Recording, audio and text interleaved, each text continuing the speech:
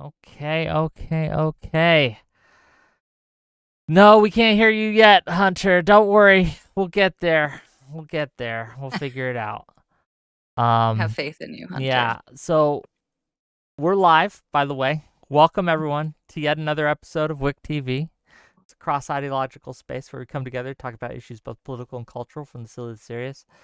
We're going to be talking about something that I think bears too much of today's problems. And that is a question of expertise. It's a question of when and why it should matter, why people no longer trust expertise, and what we can do from a more left-leaning perspective to regain the trust of experts, or to regain people's trust in experts, I should say. Expertise versus equity, are they necessarily at odds? Taftaj and Ash at least seems to suggest so in her latest tweet from Twitter's, and we're going to get to that.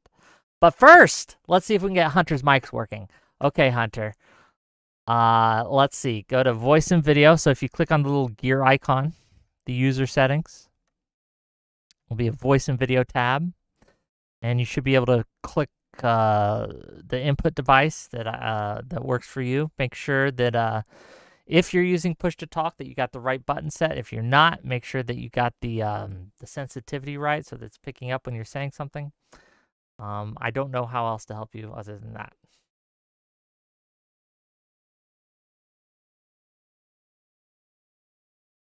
Oh, let me also change my Twitch title because it's from last time.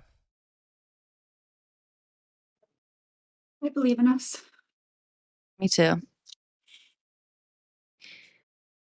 I'm excited to have this conversation because I feel like Taf and Hunter both represent my political leanings in a way that it's hard for me to find online. So this was a very selfish casting of this episode for me. But I think Hunter and I kind of come from like the former leftist space. Taf, my understanding of your arc is sort of like former dissident, right? Like you were kind of hanging out in the right-wing thought circles more, and perhaps you've retreated a bit from that if I have your journey tracked accurately. Yeah, maybe that is accurate. Maybe that's more accurate than I'd like to admit. Like maybe I'd like to think that I've always been kind of like a moderate libertarianish person, but maybe it's definitely read a lot of Curtis Yarvin at one point. So yeah, and I think I think so. The conversation that sparked this talk here was Taf responding to the gentleman Micah Irfan. He was the one who went up in the viral video with that woman where they were having the conversation about like how the Democrats can bring back men, why the Democrats are losing men, and so they went kind of viral for the wrong reasons with that clip.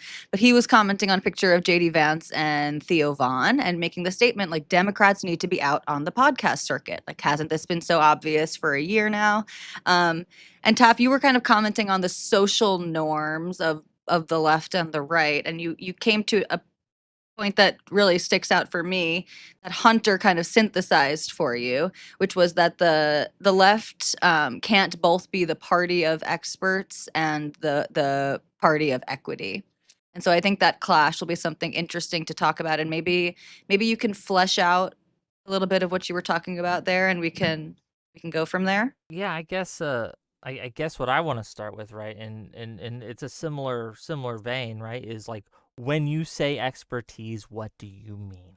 That's where I think we should probably start, is like, when people say trust the experts, what does that mean? What do you say when you mean expertise is at odds with equity?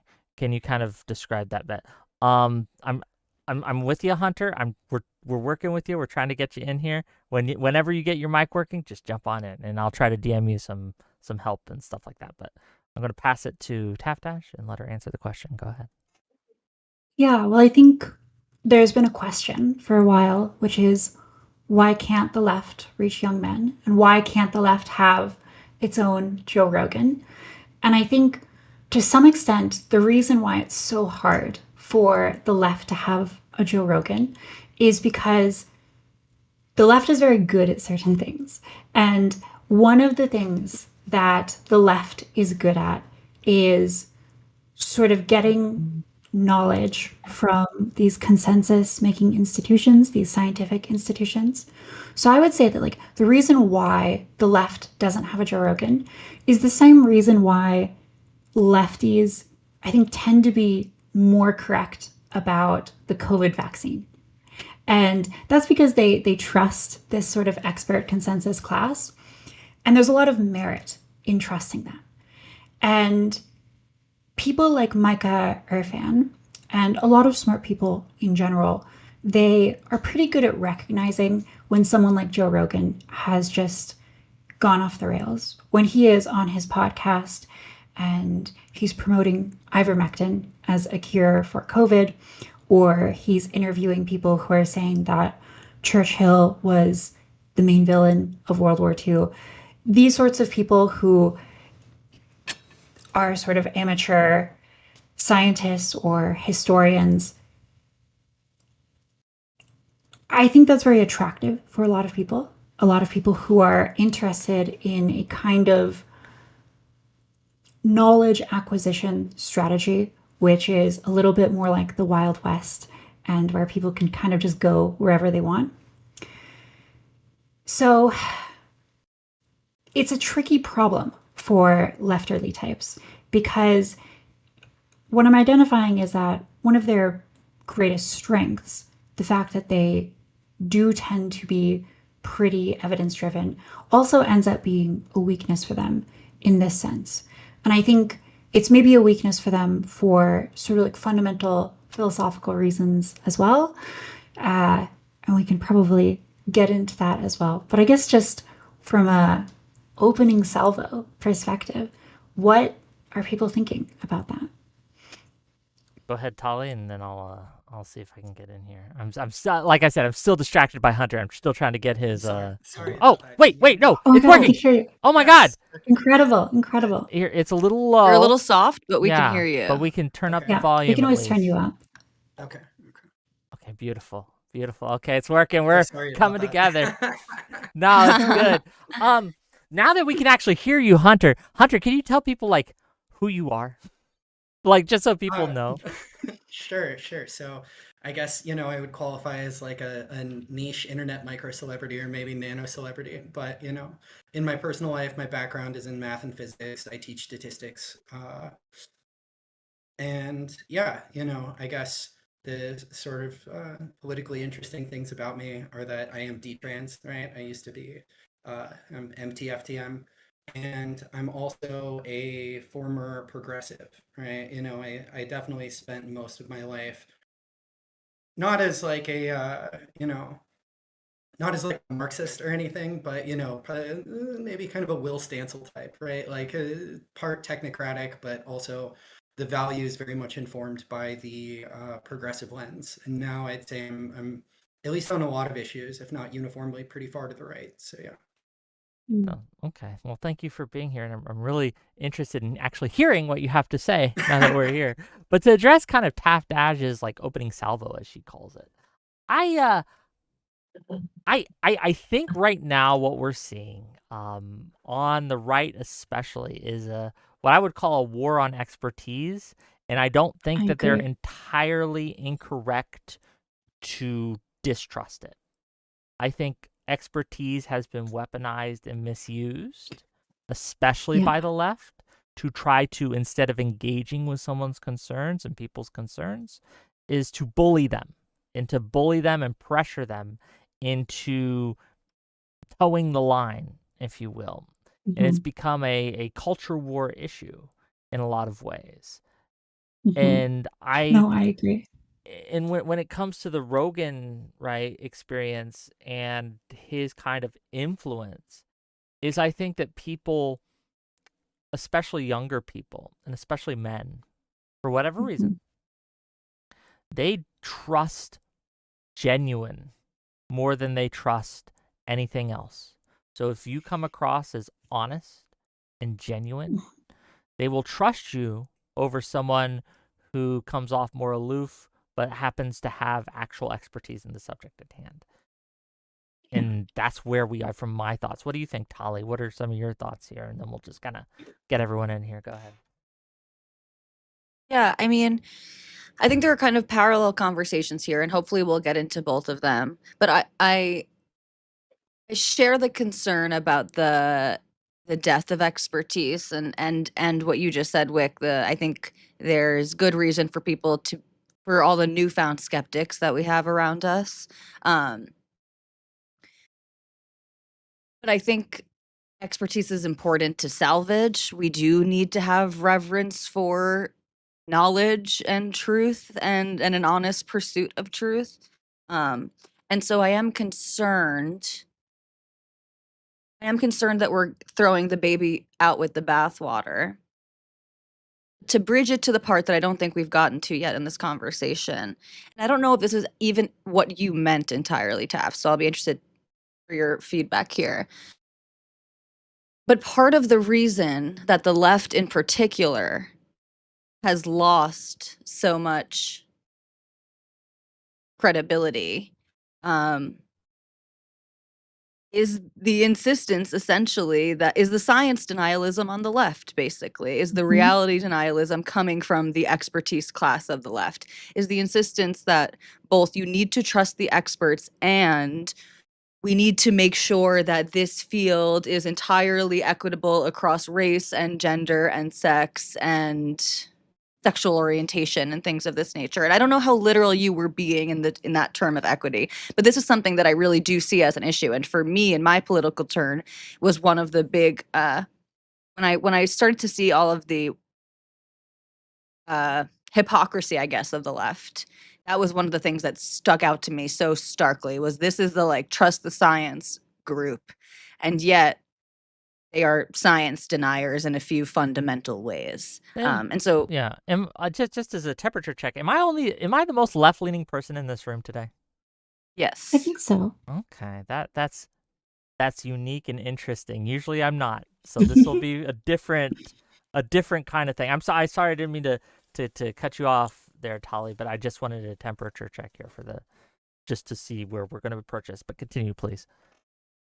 No, yeah, I finished my thought there. So I'm interested in sort of that conundrum too, right? Because on the one hand, I'm really concerned with people on the right, or sort of like the populist movement that is sort of left and right now, and the death of respect for expertise that sincerely concerns me. But I don't feel like the left, the establishment left, has earned back the respect of those skeptics for some of the reasons that I outlined.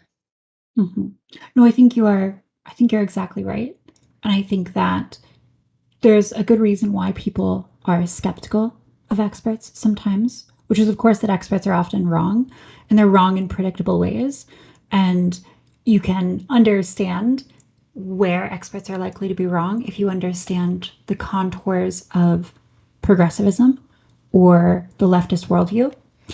And so it does seem to me like there's probably some pretty big ideological blind spots when it comes to left-wing expert consensus. And so I think that maybe in some fundamental way, there is a contradiction or diversion from reality within leftism. And when there's a gap between ideology and reality, reality cannot help but reassert itself, sometimes violently. And so I see it as there being this kind of inevitable unraveling in leftism. And yet at the same time, I also have a desire to protect elements of leftism and to preserve them.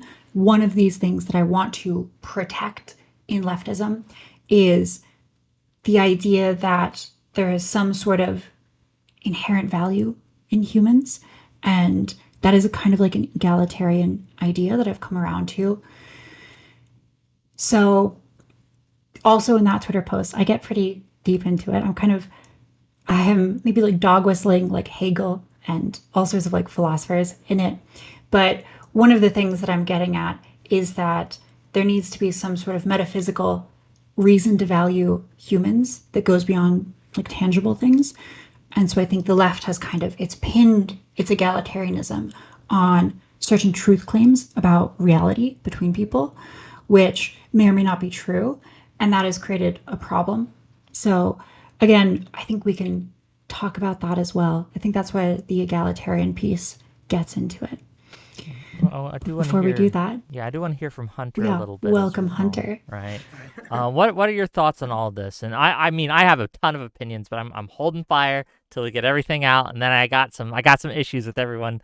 Everyone said something here that I wanna tackle. But Hunter, what are your thoughts on all this? Go ahead, please. Yeah, so I mean, so far I have two primary thoughts, and one of them is a theme that I suspect we'll keep coming back to throughout this conversation, which is that anytime you're trying to optimize for more than one criterion, that's going to hurt the extent to which you optimize for any one of them individually, right? So That's a good point.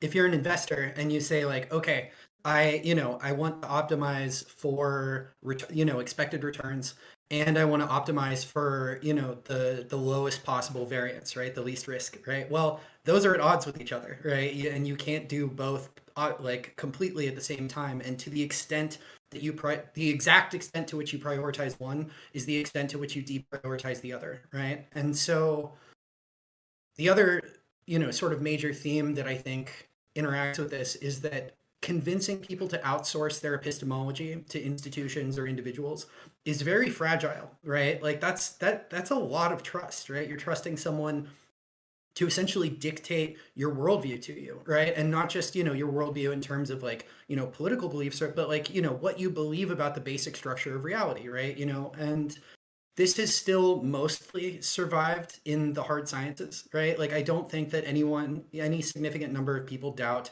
that, somebody with a physics PhD is better suited to tell them about, sort of the history of the cosmos than Joe Rogan is, right? I don't think Joe Rogan thinks that, Oh, can I where can I put a because before I forget this thread, I do want to push back slightly on that because I don't know if that's true.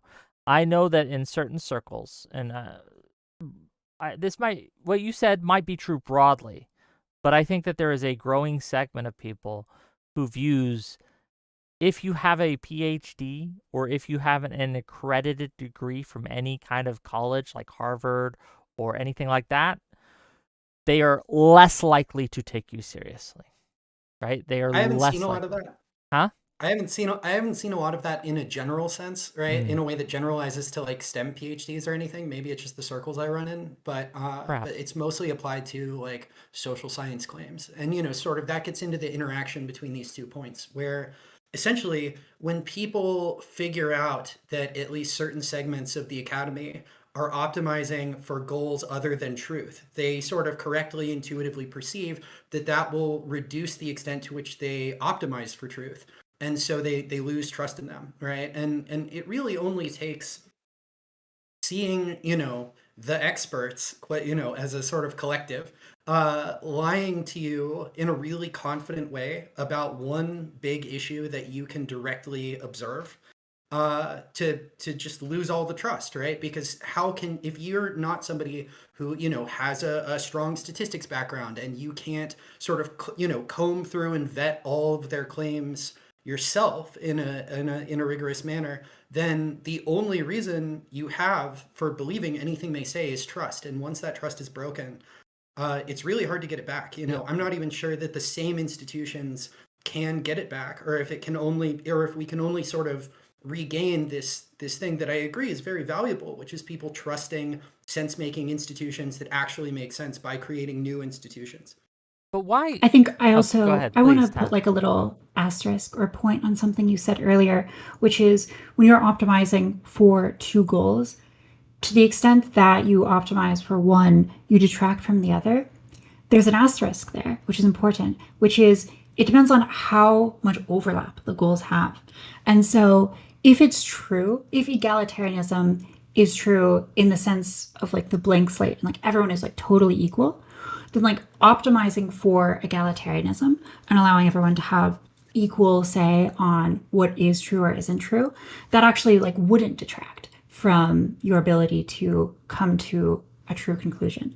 And so it is in the fact that there might be divergence between what progressives believe and what is true, that optimizing simultaneously for the beliefs and for reality, you create divergence. So I think that's like a important caveat just to say here, because I think we're going to talk specifically about that divergence here, and that'll be a big Yeah, part of the we'll conversation. get into it. Absolutely. I do want to kind of point out though that there is kind of like a double standard here, right? Joe Sure. Rogan and Russell Brand and Charlie Kirk and all these other kind of right-leaning thought leaders, right? The Dave Smiths, right, are seen by many, correctly or incorrectly, as they trust them. They trust them as experts, and they can be wrong a lot, over and over again. Way more, I would posit, way more than an accredited PhD expert, right? And yet the expert is held to such a high standard, and if they get one thing wrong, and I agree with you, once trust is lost, it's hard to get back, and the experts have lost the trust of the people. But the Joe Rogans, the Charlie Kirks, the Matt Walshes, all these people, the Dave Smiths, they can just be wrong all day and they don't lose any trust. So why is what I'm asking. Like, what's the difference? Why is one able to just be wrong all the time and still be trusted, and the other isn't? Yeah.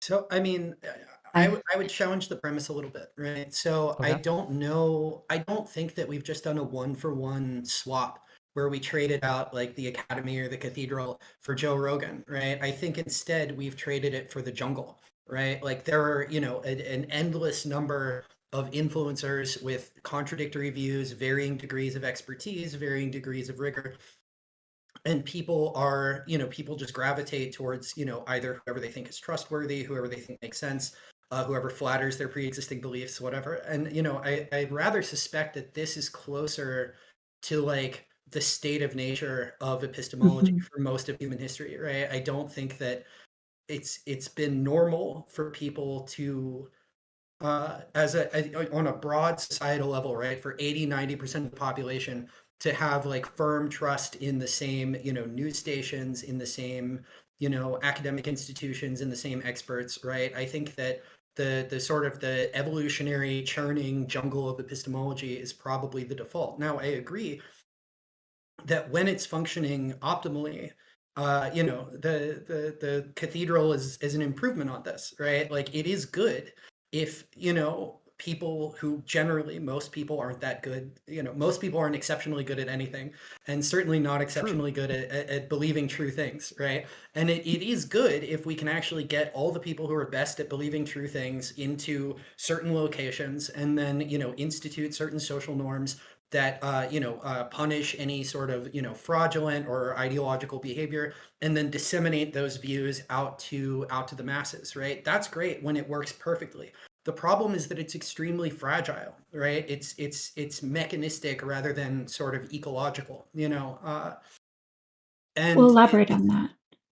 What do you mean by fragile? well, I mean, like there are relatively few points that ideologues have to capture in order to completely capture the entire system, right? Whereas like Okay. the entire premise, the entire reason why this like where's the Democrats Joe Rogan thing is misguided is because I agree he says false things all the time. He has people on who make at minimum very unsupported claims, right? But the thing is, he was organic, right? Like you can't top down artificially I create agree Joe with Rogan this. because Joe Rogan is not the equivalent of the Academy, right? The Academy is a top down centralized institution, right? It's almost a kind of central planning for epistemology, right? Or for the public conversation. And that works well as long as everything is really precisely tuned, right? But like everything that's sort of mechanistic, right, as opposed to evolutionary and messy and with a lot of like churn and selection, right? Anything mechanistic like that is inherently fragile. And it's hard to see how you would create something that was exactly equivalent to what the Academy has been in Western culture that wouldn't have these vulnerabilities. And now we know that there exist mimetic parasites, right? There exist, sets of ideas that are, very well tuned to capture and pervert the purposes of these institutions. So, maybe even if we could create new ones, it's not clear how you would give them an immunity to just the same thing happening again, and then everyone losing trust in them.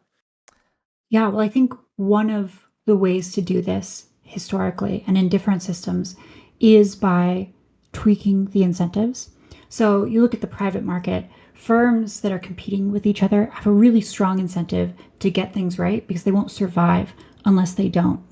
And that doesn't carry over into the information market in the sense that most people, their incentive to learn, say, meteorology, in order to understand weather patterns and understand climate change, that is really low. There's almost no incentive to do that unless you're going to become, a weather forecaster or go into the sciences. And at the same time, there's an extraordinary cost to learning all of that. If you want to learn about climate science, you're talking about years of your life spent doing that. And so most people simply, the benefits of spending all that time to understand this one narrow issue are really limited. And yet there's an enormous upside to sort of just passively reflecting the opinions of the people around you.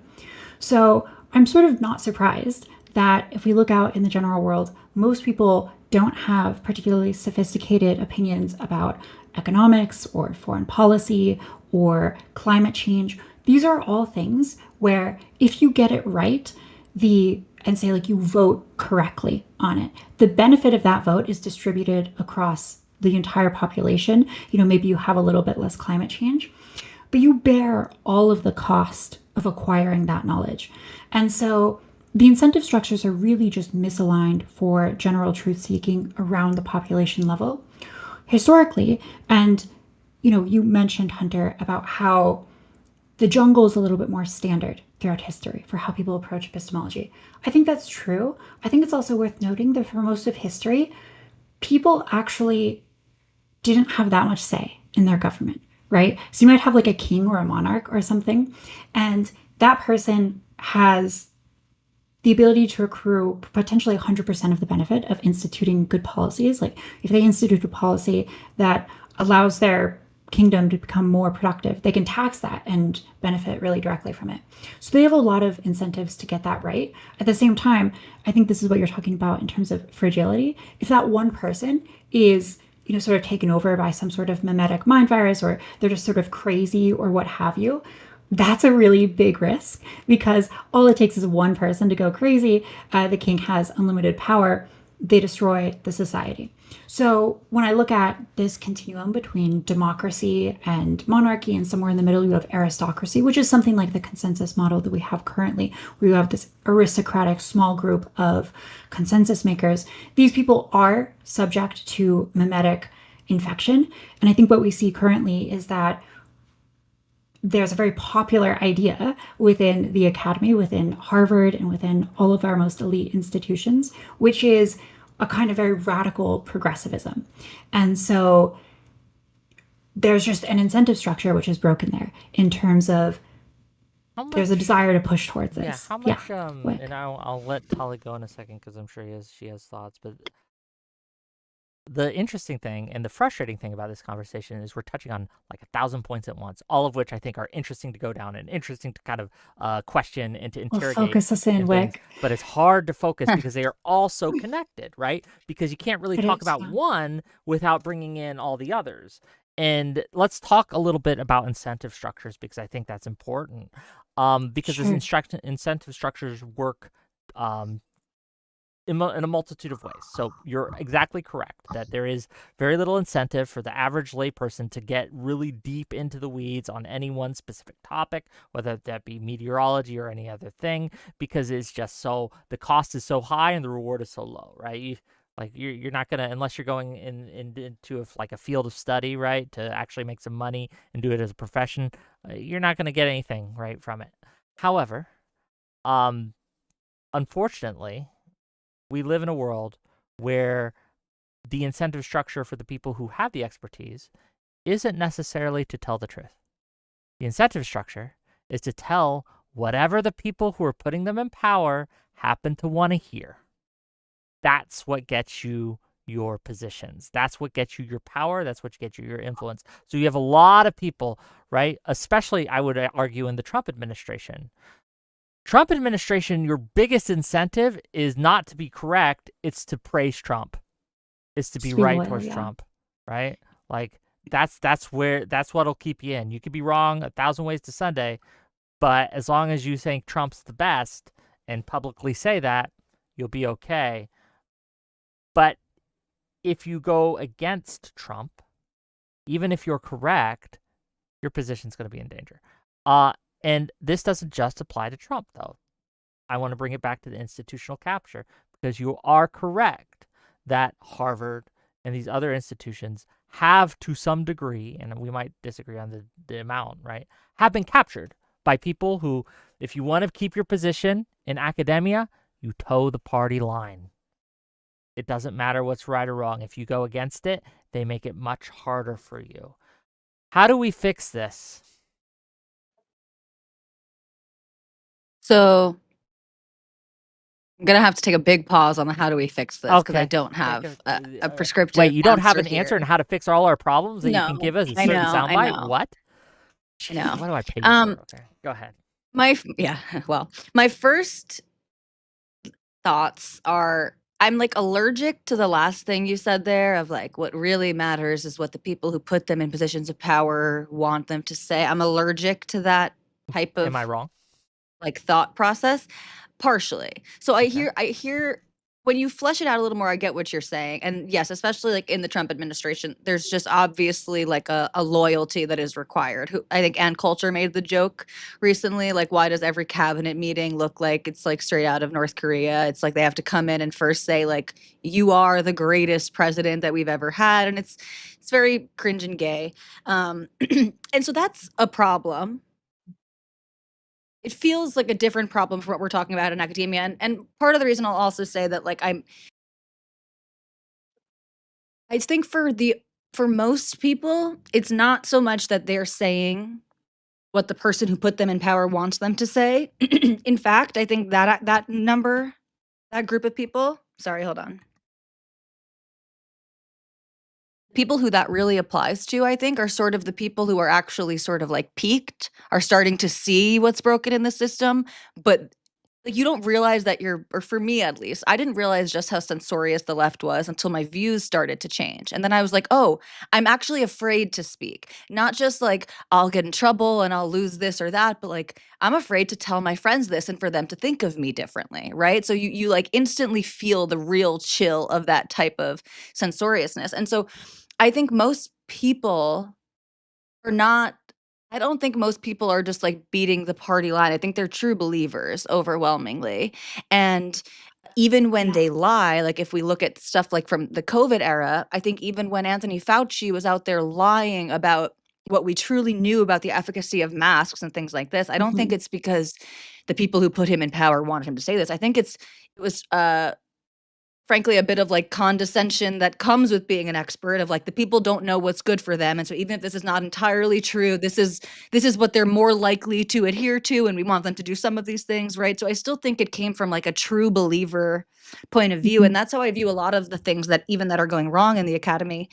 And just to touch on the incentive structure within the academy is severely broken. And while it's different when we're talking soft sciences and hard sciences, and I only have personal experience with research in the soft sciences, I'm sure some of those pressures still remain in the hard sciences. So like the publish or perish, you sort of have to get things out. You have to be churning out new information, whether or not it's meaningful really in any way.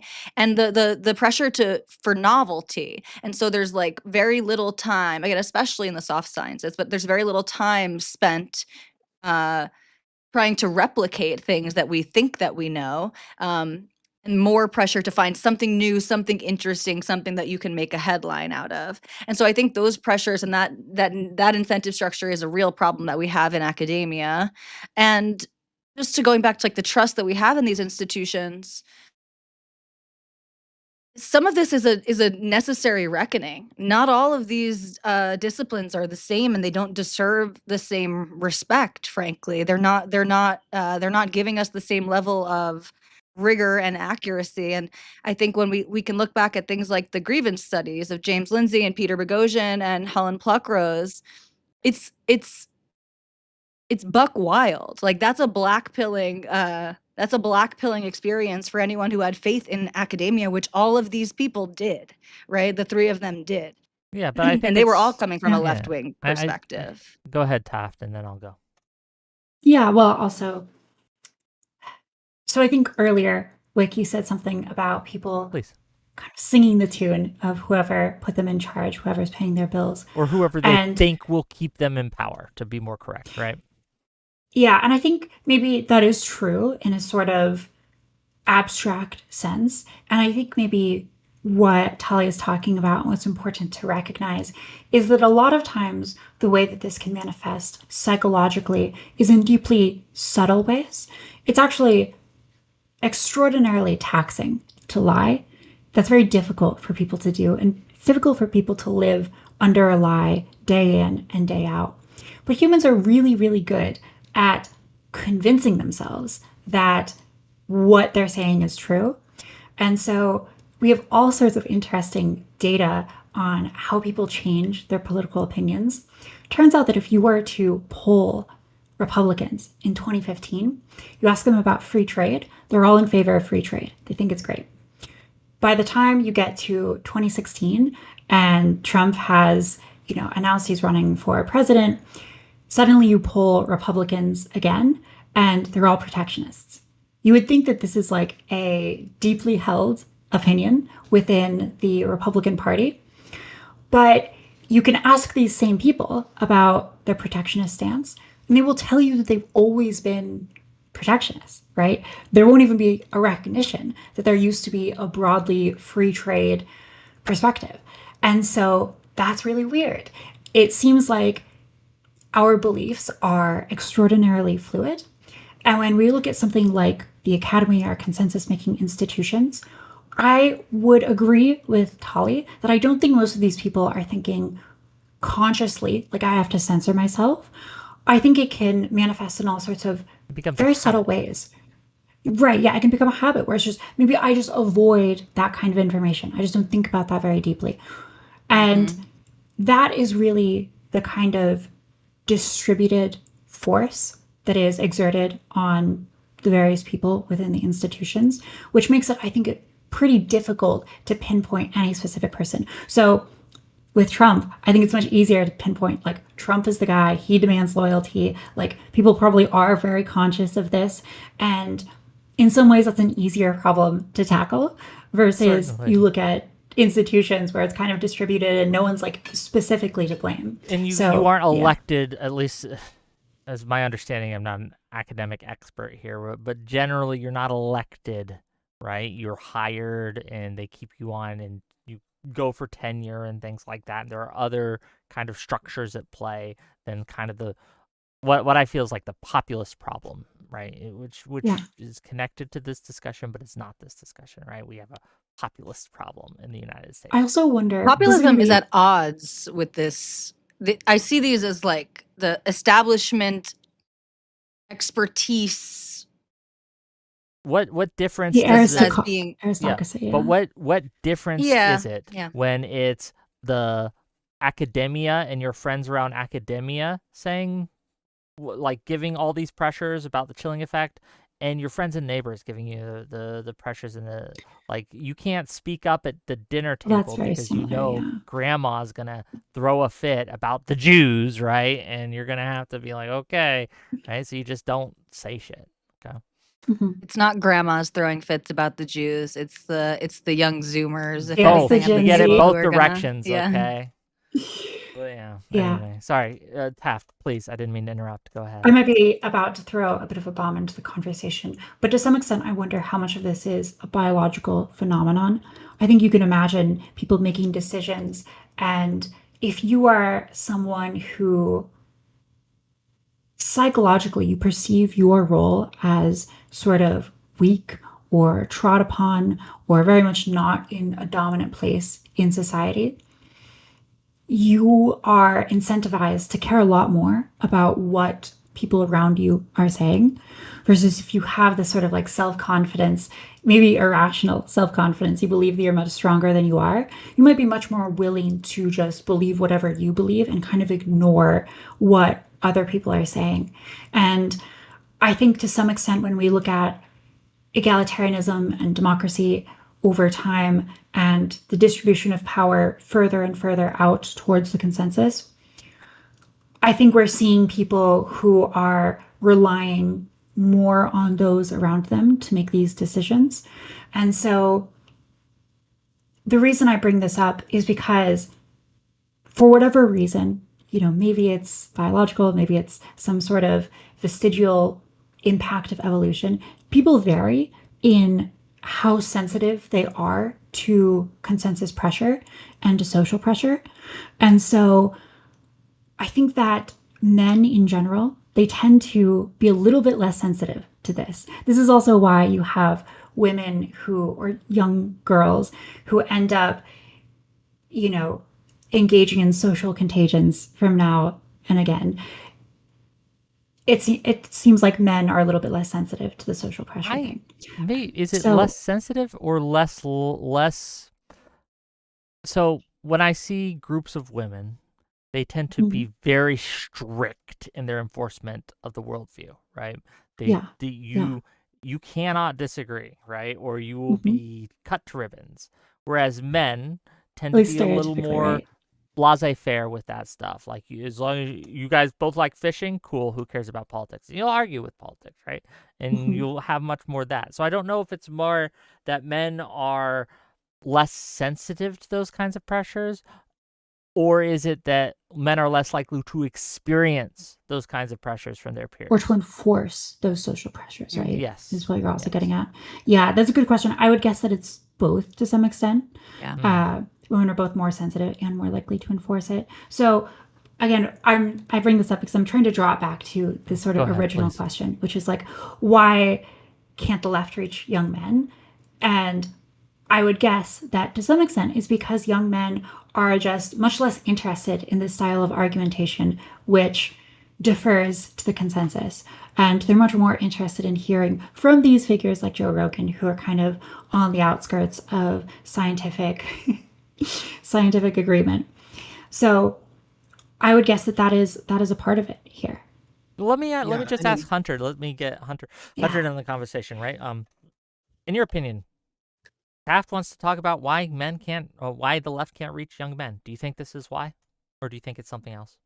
Yeah, I mean, I definitely think that it has a ton to do with it, right? The issue is that you can just sort of immediately perceive if somebody is highly agreeable, sort of in the way that Taff is describing, right? Like, you can immediately perceive if somebody argues based on, social shame, group norms, right? Or whether they're just like, listing statistics at you, or even just, saying their opinion boldly, sort of on their own credibility and not leaning on some sort of imagined group of people who will shame you if you don't agree, right? This hive mind approach to argumentation is something that is just immediately recognizable and repulsive to a pretty substantial proportion of men, right? And the issue is that, like, the perspective is essentially, I don't know whether what you're saying to me is true or false, but I know you would be saying it to me regardless, right? Maybe it's true, but you would still say that same thing if it weren't true. So, I can't trust you, right? Because I'm not talking to another sort of individual in a platonic dialogue or something, right? I'm talking to the shadow of the hive mind that informed your views, and a lot of men just have no interest in doing that, right? Also, Go ahead, a lot, sorry, I was going to say, like, I definitely don't want to downplay the fact that there is a version of, like, victimhood culture among men, right? I mostly see this in like the incel sphere where like if you just blur out the nouns, right, the arguments sound like identical to progressive leftist arguments about like, systemic factors and the need for, equitable outcomes and that kind of thing, right? So that does exist, but like I think on average, statistically, that kind of thing has a lot less appeal to men, right? Like, I watched a stream recently with Micah Irfan and some female academic, I think, journalist maybe, and they were talking about this exact problem, right? And everything they gave was just a victimhood narrative, right? Which is like, here's how all the free handouts that we can promise to men that men might like, right? We can talk about, we'll give them this thing for free, we'll give them this thing for free, and like on average, that's just going to appeal to fewer men, right? Men generally want to feel like they're earning things. Men generally want to feel like they're building things. And just saying like, here's how you're a put upon victim and we're going to, sort of, suckle you at the teat of the state is just not going to appeal, right? So that the problem is not just messaging, right? And I think that's why this conversation is so funny to those of us on the right? Like, where can we find the leftist Joe Rogan? It's like, you kind of can't, because the problem is not just the messaging, the problem is the message, right? Like there are certainly aspects of the democratic platform that I do think can have broad appeal, right? I do think that there are certain sort of center or center left broadly appealing, sort of economic policy issues. There are a lot of things that I do think could have appeal, but in terms of the progressive platform, I really think they've kind of already hit their ceiling with men. And I agree with Taft that to some extent this is a biological phenomenon, right? Like, we know that there are differences, again, statistical, always, this is not categorical, right? But there are statistical differences in several big five personality traits between men and women, right? Namely, women are about half a standard deviation higher in neuroticism and in agreeableness, right? And different things appeal to people who are in, sort of on different parts of this spectrum. And so there's like, there's a kind of hyper agreeable, hyper neurotic style of argumentation that has become essentially the lingua franca of a lot of the establishment, and especially a lot of the academy, that is just completely alien to men and off-putting to them. And there's no way to bridge that gap, because it's not only that way of speaking, it's also the beliefs and the values and the policy preferences that people come to because of those personality differences. Speaking of really excellently put. Yeah, speaking of kind of I this speaks directly to it. I can see my audience right now, the males in my audience being like, why are you using all these $5 words when 5-cent words will do, right? We could just at least, and correct me if I'm wrong, but I think a more succinct way to sum it up is that men do not trust things that are fake or that they feel are fake. And they don't feel like you are being real or genuine with them when you're repeating the party line, so to speak. When they are trying to manufacture a Joe Rogan, when they're trying to manufacture in a lab how to speak to you. I talked to Tracing Woodgrains about this a while ago after the election, like shortly after the election, about why the Kamala campaign didn't seem to, they on paper appealed to centrists, right? On paper, it looked like, oh, they're going for the center vote. They're looking for the moderates, all these things. But talking to Tracing Woodgrains, who's an actual centrist, he said it felt like it was the progressives' idea of what a centrist believed, right? They were going for what the progressives thought the centrists wanted to hear. It felt manufactured. And so when we talk about like expertise, and we talk about equity, and we talk about why the left can't appeal to men, we're caught in this trap. And it's this kind of trap, like if we look like we're trying, it's not going to work, right? If it looks like we're actively seeking out and trying to do this, it's not going to work. It has to be natural. It has to be organic. And how do we make organic happen? You see the paradox here? Does that make sense? I think that's definitely part of it. But also, just going back to what Hunter is saying, please, like, look at the messaging around Kamala's campaign, how they were talking about, Republicans are weird. when you say like Republicans are weird, or when you talk about Brat Summer, or you talk about, you know, these Democrat women, they're not going to give, you know, sex to men who don't vote the right way. What you're doing with all of those arguments is you're appealing to some sort of like social norm, right? You're not making like any argument on the facts of the matter. You're just saying that like, if you do this, we won't like you. We won't feel good about you. You're going to be strange. You're going to be on the out group.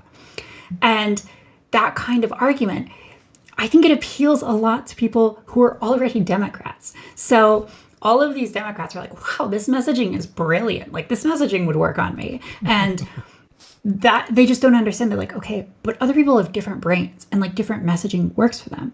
And so again, with like the trying to reach young men, Democrats have appointed this young woman who I'm sure is very qualified in all sorts of ways, but She's not Democrats hot. are also, but she's not hot. Yeah, she's not And hot. it's like, what Democrat? She's great though. in, She's like, very intelligent. I've talked to her briefly. Apparently, right? they Right, didn't right. actually hire her. Oh, okay. So, Didn't hire her. Mika Well, went okay. on Mika. Okay, I won't derail. Never mind. But apparently, No, that no, was no. just like the timing of gotcha. when her interview with Micah came out and the timing of the announcement of the Dems investing $20 million, whatever, happened at the same time, but they were actually unrelated. Apparently, Totally this is what I heard in a later interview with Mika on Not So Erudite's channel. But please continue. Well, that's a really good, I guess, caveat here. I guess the broader point that I was building towards is that like there's never going to be a Democrat meeting where people are going to say, you know what, maybe we need like a really hot girl to do this, and that girl should be like skinny and she should have like big tits and I'll make this she happen. should have like long blonde hair and whatnot, right? Like I'm no Googling one's now. ever going to say that in the That's okay. Democrat like sit down meeting. And yet, like, that would work to actually connect with a lot of young men. And to some extent, again, it's like Democrats have, like, there's a good value here, which is that, like, the aesthetics shouldn't necessarily matter for this. And maybe you should, like, just care about what someone has to say. Ideally, what they have to say will also appeal to young men. But Irony is so rich there when you say the aesthetics shouldn't matter, right? When it's like the whole left who's trying to make it colorfully, the aesthetics fit exactly what they want. So I think there's something ironic in there, but sorry, continue. Well, again, I guess like the other thing is that the aesthetics do matter to Democrats. They just maybe cut in a different direction, right? So Democrats do care about aesthetics. They do want, you know, a woman of color to be speaking on these things because that's an aesthetic that they value. And there's not going to be pushback because by nature, not a lot of Democrats are going to end up in the Democrat Party if they don't already agree with that aesthetic value. So again, there's a challenge there with where the message is the problem, as Hunter said. Yeah, I mean, I just want to sort of reiterate a little bit, agreeing with that, you know, on the one hand, you can say that the communication style that emphasizes, right? And I believe this is completely like a fish in water situation, right? They don't know that they're doing this in the sense that they don't understand any alternative, right? But you have one communication style that very much prioritizes like harmony and group cohesion over other values, right? Like truth seeking, right? Power seeking, those kinds of things. And then you have a different communication style, which is like, you know, sort of maybe more associated with honor cultures, more associated with men on average, right? Where like I kind of disagree with what you said, Wick, about how there's not any How dare you? No, it's Hello? okay. No, I'm bucking with you. I said, how dare He you? said, how dare you? Continue, please. Okay. I'm sorry. But where you said like there's no sort of enforcement of anyone's views in male spaces, right? And I don't think that's the case. I think Less enforcement. or I don't even think there's less. I think in a lot of ways it's more extreme and exaggerated, right? Like Also- men are much more willing to say like, "Oh, fuck you, you're a fucking idiot," right? Can I curse on this? Okay, Sorry, no, I you can't Yeah, fucking curse on my fucking show. How fucking dare? Okay, Okay, no, okay, but no, okay, yeah, but just great. to kind of explain what I Yeah. meant, right? And where I think, yeah, they'll say fuck you, but then they'll have a beer with you, and they'll go home and you'll still be friends, right? Exactly, right? Because it's Yeah. it's honorable to stand up for your views, even if someone disagrees with you, That's right? that's Like, a different this is level of enforcement than women will sure, do. You sure. understand, right? Yeah, Like, it's different on both sides, right? yeah. You know, I think a lot of women would crumble under that kind of treatment, right? They would find it like so like loud and exaggerated that like it would have like a really outsized effect on them, right? So, you know, I definitely think it's on both sides, as Taft said, right? The enforcement is different. I wouldn't necessarily say lesser. But and also how that's received is different, right? And it ultimately is sort of an analog of combat, right? In the sense that like men, you know, used to fight each other, right? And like they might have a disagreement and they might get into a fist fight, they might duel or something, right? But at the end of the And it's day, over. everyone respects them for standing up for their convictions regardless of whether they share them, right? And so on the one hand, you can say that like yes, there's this communication style difference, you know, that is exactly invoked in things like, you know, JD Vance is weird, right? That's just like that only appeals to people who are already going to vote for you, right? Like that's the communication style that only appeals to people who are already in the bag, right? But on the other hand, I do think it's worth emphasizing that these aren't just two different communication styles. They're two different ways of thinking, and they're two different ways of forming a worldview. And they reliably, on average, arrive at different kinds of conclusions.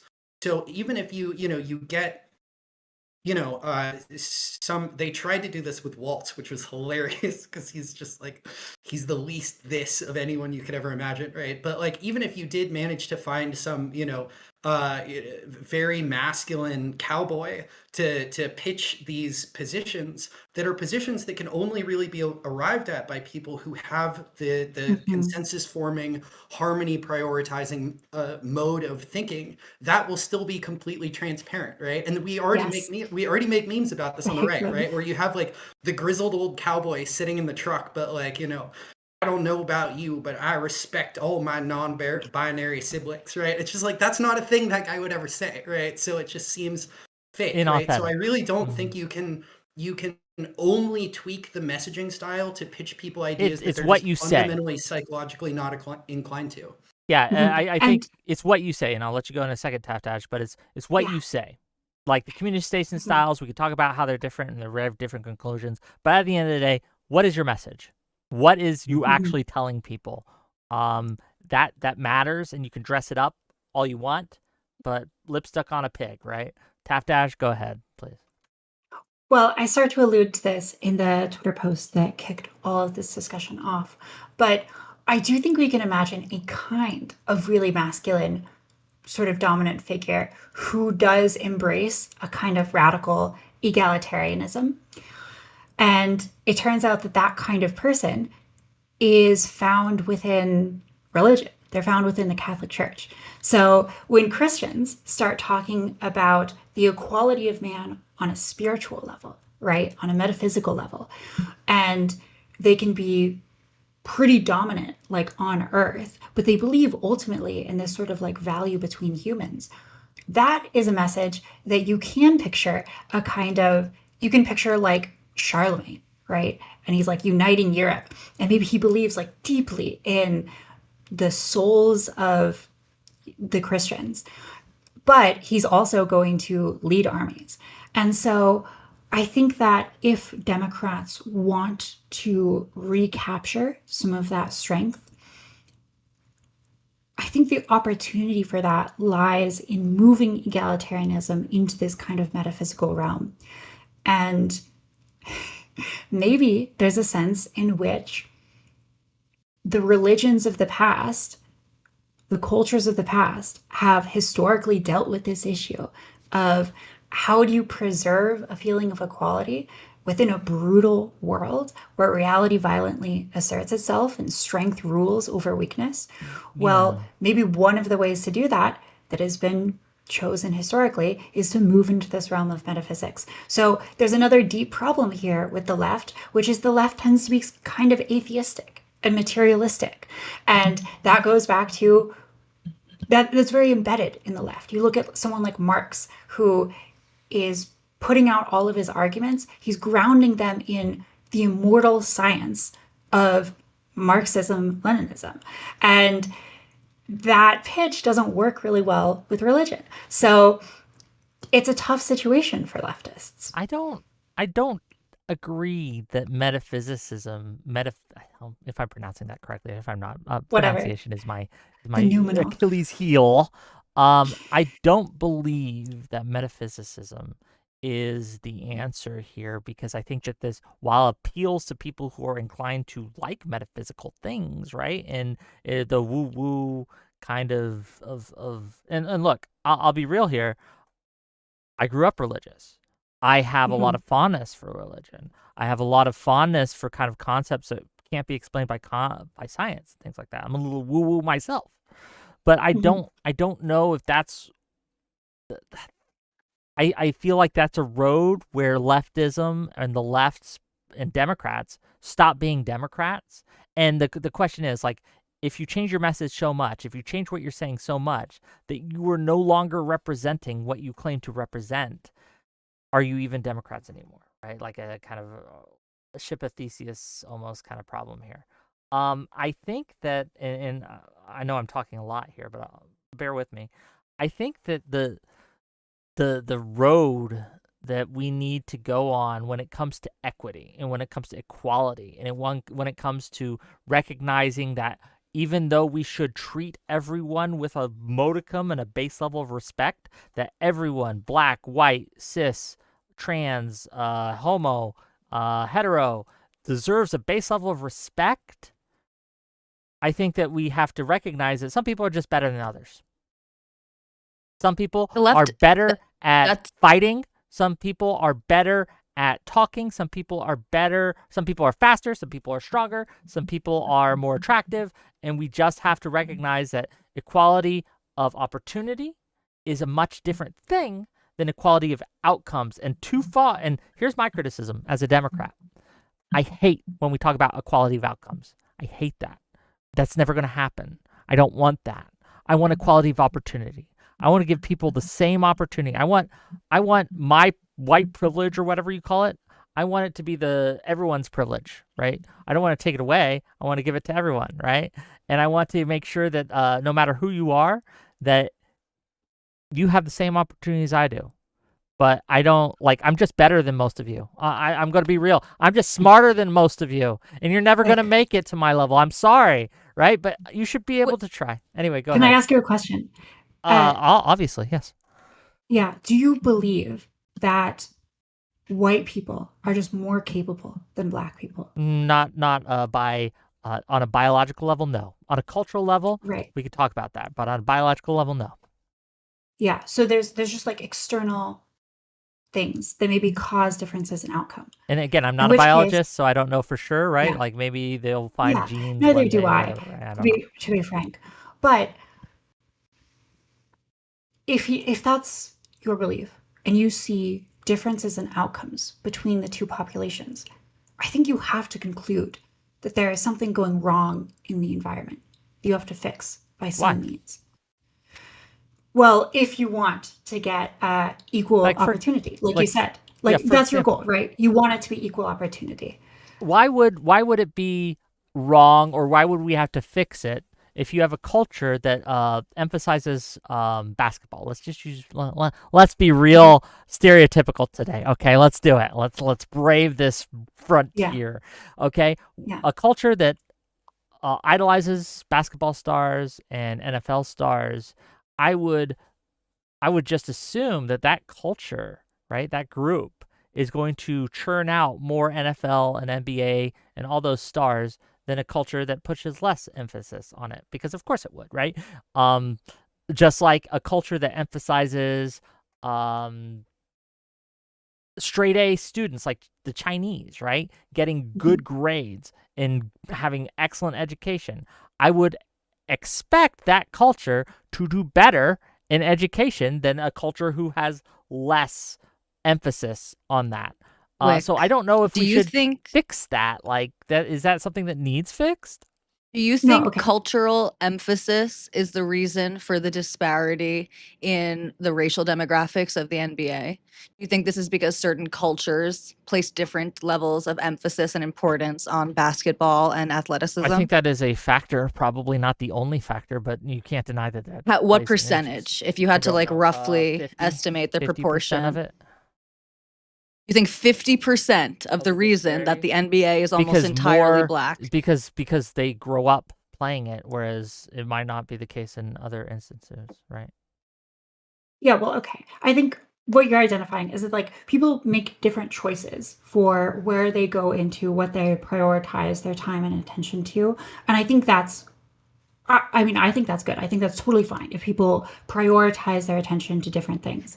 And I think that equality of opportunity, assuming that everyone between groups is about equal, I think we should expect to see generally equal outcomes between groups as well. And so, to the extent that we don't see equal outcomes, we can infer that there is some sort of difference in the opportunity here. So,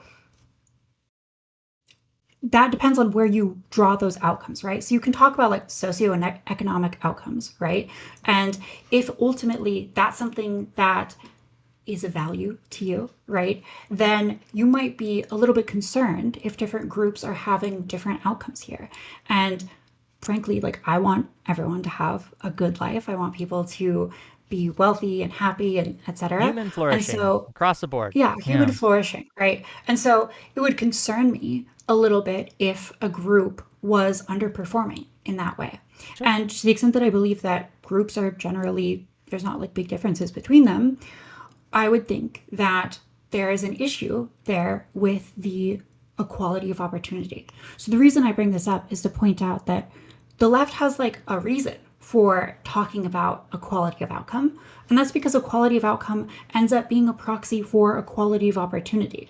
So I guess I bring this up to say that by your own values, I think you should care about equality of outcome because you don't think that there is a biological difference between black and white people. And to the extent that there's a cultural difference, I don't think you would say that there's like a gene that Sure. causes that cultural difference. I would So again, say I think I'll amend my it is statement. about I'll amend my opportunity. statement because you're correct. I would care about equality of outcomes only in so much as it is a symptom of inequality of opportunity. Does that make sense? Okay. Yeah. So Yeah. so I think it's so the strong argument to put Mm. forth from the leftist perspective. But go right, ahead. and If you like the disagree issue, with me, come fighting. Now let's We're bring here reality in. I'm okay Yeah. with being disagreed with strongly, right? But go ahead, please. So I promise I'm not going to derail this into like a hereditarian debate, but I'll just stick Again, within your frame. because I'm But not a geneticist, I don't know, yeah, no, right? Like I just don't it's Yeah, have I the can't argue background. about it I don't either. have I think that. only Like Hunter bringing it back knows to about this. expertise. Bringing it back to expertise. I'm not an expert. You shouldn't trust a word the fucking I say about geneticists, right? Well, you just shouldn't listen to me when I talk about genetics. Okay, I don't know.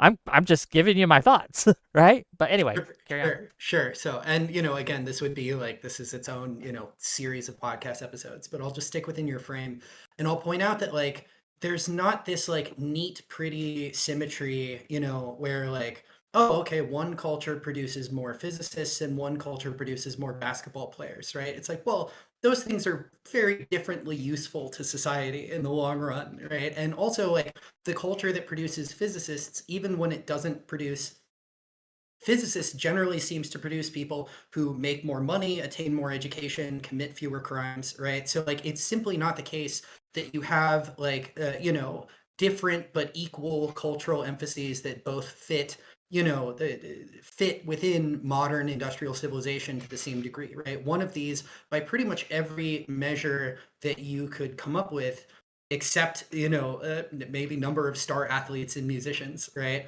But in terms of like average income, right, like poverty rates, right, all of these things, educational outcomes, infidelity rates, out of wedlock births, crime, right, one of them is performing worse. So like if you believe that that is a product of culture, right, and not biology, then if you care about these people, right? If you care about the Right. people gunned down in Chicago, right? If you care about the people who aren't living up to their, purportedly equal biological potential, you should be trying to change their culture, right? You should be going in and trying to replace their culture with like Ashkenazi Jewish culture or East Asian culture, right? You should be handing out like Absolutely. I'm Torahs and not someone who says Analects that in the culture hood, is right? sacred. No, you're exactly Okay, correct. but That is my whole that is point. optimizing for outcome, though. Yes. Like you understand. Right, That's my point. It's just like I think you do care about optimizing for outcome and getting a quality of outcome. Only again. Wick is struggling because why am I struggling? I'm not has- struggling. I'm telling you. Okay, Tali, please go ahead. Right. I'm just psychoanalyzing you. Psychoanalyze me, Wick okay, please. Wick doesn't. Yeah, and I'm projecting here. Like, I don't think you believe. Like, I think if I pushed you harder on like what I think some percentage cultures are better than others, and some cultures should replace other cultures. Absolutely, Yes, 100%. right. And so that. my point is, you saying I'm a that, I think like cultural you actually do have some of eugenicist. these. I think you do have I'm some sure- of these more conservative instincts. I don't think that's a but conservative you- instinct, though. It is in today's political landscape, Is certainly. it? I know a lot of Democrats who want to Yes. replace MAGA culture. But I Right. think it's They want to coherent replace also with your culture. opinions. They Yeah. want to replace MAGA culture, but Absolutely. they want to lionize Black American culture or whatever that means, right? They want to. So I think like, yeah, I feel like you're stuck in a position where you have to say things that somewhat like.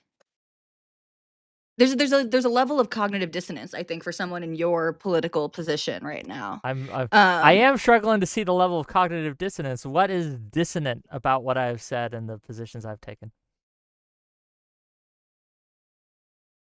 I'm not calling you a hypocrite, to get back to the hypocritical conversation that you were having last week, but just rather some of the things that you're espousing right now are in conflict with the political party, let's say, that you vote for even. So I'm not saying that you are a hypocrite, but like to say that we should be trying to change the cultures of communities that are having disproportionately negative outcomes in all of Yes. these domains that we care about is blasphemy on your It's political not. side of the aisle. I think you have. It Okay, is. Tali, I think you've had a No, bad of course experience it by is. people who are progressive, right? But keep in mind, I'm a Democrat.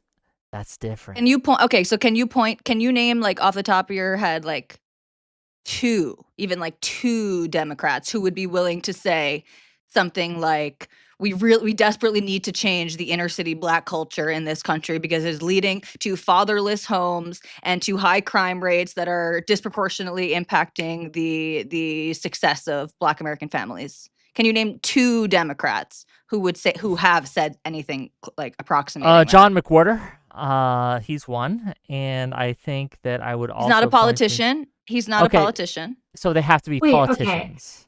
Just to jump in, I think a lot of Democrats would say that. Yeah. To be clear, I think a lot Oh, I of Democrats have Wick's opinion, and like I would say that, this seems like a perfectly coherent opinion to me. As Thanks, long as you don't Taftaj, believe for that having there's- my back in this.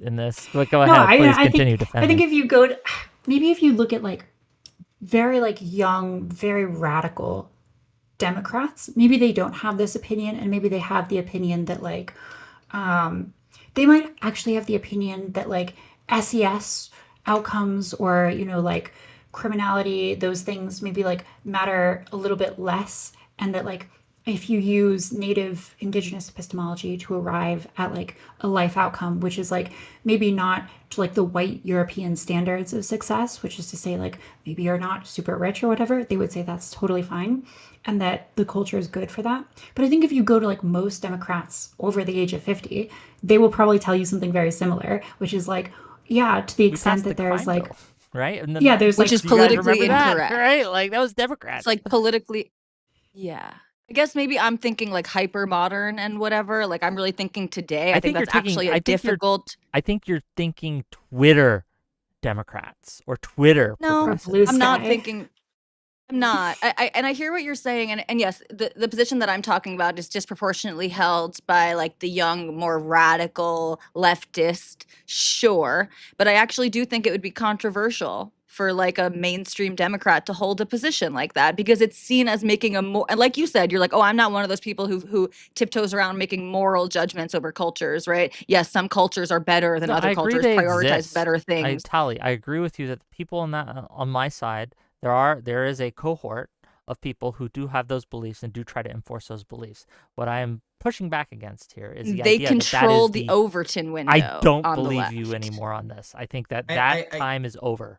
They're done. I think Go I ahead, can Hunter. maybe bridge the divide between everybody here. So, I think there are aspects of what everyone said that are true. So, for one, I agree with you and Taft that your position is internally consistent, right? It's not my position, but it is coherent, right?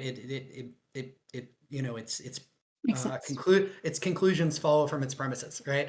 And then I would also agree with you that probably the majority of Democratic voters, right, would agree to at least some version of the claim that culture has something to do with Black underperformance, right? I would bet that, like, if not a majority, you'd at least get 30-40% support among Democratic voters for that kind of position, right? Where you won't see it, and indeed where you will be excommunicated for expressing anything even remotely adjacent to it, is anywhere where Democrats are actually in power, right? So if you express that in the academy, right, you will be shunned and exiled and excommunicated, right? If you express that in the Democratic Party itself, right? I don't mean the voters, I mean the party machine, right? I'm talking about politicians, staffers, party officials, and to a large extent, sort of vaguely, unofficially affiliated media personalities, right? If you express that view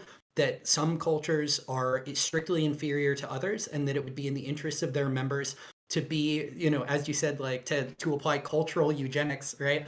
And to try to top down convince them to abandon their culture and adopt one of these more successful cultures, that will get you chased out of anywhere that Democrats actually exert or hold any power, right? You cannot say that as a national politician. As a Democrat, you can barely say it as a Republican, right? Like what you're describing is essentially the center right attitude, right? This is the old I disagree. Reagan line, right? Like I mean, I Well- think this is maybe a difference of like who we like of our community, right? Like of who we're hanging around, who we're talking to.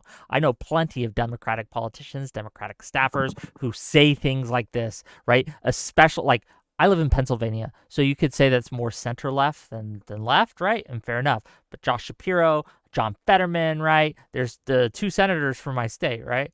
Or well, no, Wait, there's an Josh important Shapiro's the caveat governor. here Sorry, too my bad. that I think we're not mentioning, which is you're not saying that culture explains all of the difference. Of course not. You would say that a significant, perhaps, portion of it is discrimination.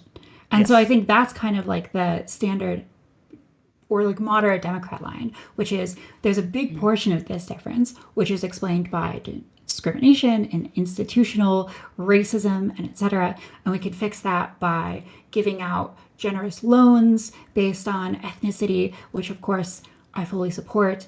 And I am very much, in favor of allowing people to engage in cultures how they want, because then the difference is probably going to be like, 5% or whatever between Black and white socioeconomic outcome.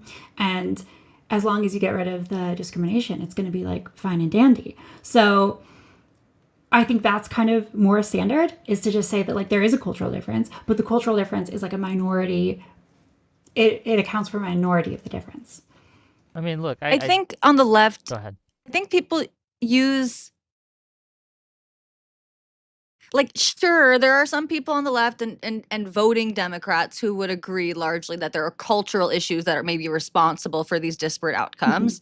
I think back to the summer of 2020 when I was out there protesting every single night, and I remember my dad, he was 70 at the time, Democrat his entire life, who was saying something that was very like un-PC. Well, like, well, yeah, but these guys are something about like Hispanics and Blacks, and my dad grew up teaching in the inner cities of New York City. He was like, well, yeah, but they're knocking up their girlfriends when they're young, and they're not. And he was saying these things that like made me cringe so much. And I told him that he was being Mhm. racist because he was not taking into consideration the oppressive forces Mhm. that keep people in these cycles of underperformance and stuff like that. So I think there are people on the left, or maybe it's more acceptable on the left to acknowledge some cultural factor, but they use the negative outcome as the cultural factor. I'm not being precise with my words here, so let me just lay it out with an example. Fine. So they're not saying the problem is fatherlessness and not caring about creating this family structure and not putting an emphasis on education. They're saying the problem is that these areas are poor. And so, yes, It's a we're symptom seeing rather these than different cause. outcomes, Yeah, but yeah. it's because they're all right. They're living in these different And communities that's possible. that have worse schools. And so, like Taft said, the Mhm. answer is if we just put enough money into these communities and into these cultures, then we will see basically these disparate And outcomes isn't that evaporate. more rational in a way? Like, what, you expect people to just like change on a dime? No, there must be like some other factors which are influencing behavior. Like, behavior is downstream from other variables. And so, if you change those other variables, you get different behavioral outcomes. And so, I mean, like, isn't that like, I think, Wick, I think you would think that's a pretty rational position, pretty reasonable to say that like people are essentially biologically equal, and there's a lot of discrimination that's institutional, and the institutional discrimination accounts for most of the disparate outcomes. I mean, would you agree with that? Are you asking Tali or are you asking me? I'm asking you. Yeah. Okay. Yes, with caveats, right? Obviously, it's Yeah. hard for anyone to give me an exact position. This is why it's hard for me to talk about these things, because there's a lot of like things we have to put asterisks on here, right? And again, as I tell everyone, and maybe this will help understand, if I'm talking to a politician, I'm going to talk about the system. Hey, the system's got problems. Here are the problems. Let's fix these problems. If I'm talking to a person, an individual, right? And they're like, hey, I got all these problems. I'm like, okay, you need to stop doing this, that, and the other, because it's holding you back, buddy, right? Sure, So we sure. talk about individual behaviors and specific behaviors when I'm talking to the individual. I talk about systemic issues when I'm talking to someone who controls the systems and Yeah. influences the systems. And let's talk about the system, right? Because, like, I think maybe your reasonable opinion would be that, say, like 80% of disparate outcomes between ethnic groups is a result of racism and oppressive structures, and 20% is culture. Then I would say that based on that reasoning, you should look at disparate outcomes and say that 80% of these outcomes are like a problem that I need to optimize against. And the reason I say this is because my point is, I think you should really care about a quality of outcome, or at least you should care about 80% of a quality of outcome. And maybe the 20% or whatever that is cultural, then, that can be whatever. But I guess, well, point which is being, also easier to fix, right? Like, if you're trying to have us tackle a system that is fundamentally hard to change, it might be that it is easier to simply adjust the culture, right? So, like, if I have a problem and 80% of the problem is the result of X, but X is rigid, X is inflexible, X cannot be moved except for severe amounts of effort. But I have 20% where I can easily adjust it. I'm going to spend my effort on the 20% because that effort gives me more bang for my buck. Does that make sense? It may not Sure, adjust yeah. with the whole problem. It may not give me all that I want, but it's quick, it's low-hanging fruit, it's easy solutions. Maybe I'm just lazy, but that's what I usually do, right? Yeah. So, Anyways, that was a long tangent to say that I think if you care about equality of opportunity and you believe that groups are equal, then you really care about equality of outcome. yeah, I mean, I think that's basically a theorem, right? Like, you could formalize that and derive one statement from the other. But yeah, I guess, Wick, maybe we're getting a bit far afield, and if we are, We are feel free to sort of. way off topic, but that's okay because it's all related. So go ahead. Okay. So my question for you would be, we're going with this, like, it's 80% some sort of systemic discrimination accounting Sure, for group that's tough. differences, That's and Taft's sure, yeah, percentage, but sure, yeah, we'll go with it. more than 50%, right? Or Sure, at least a very substantial amount, right? So, like, yeah. I'm curious what you think that actually consists of, right? Because it's very easy to gesture vaguely at like systemic factors, but I can show you admissions data from every major university, law school, med school that shows that in fact, and the only discrimination that I would describe as systemic, right, Against which is to say Asians? instituted on a systemic level, right, is in favor of the lowest performing groups and against whites and I Asians. Yeah. don't disagree with you there, right? And I think that those things are a problem and need to be fixed. And you would agree with me, correct? You would recognize there's a systemic problem in academia that discriminates against certain groups, right? Yeah. You might disagree with some people on what those groups are, but if we can fix that problem, we should fix that problem. Yeah. So what Yes. are the systemic factors So pushing when in it comes the to other direction? when it comes to people who are, let's use Black communities for example, and forgive me if I misquote the statistics. I don't have them pulled up with me, right?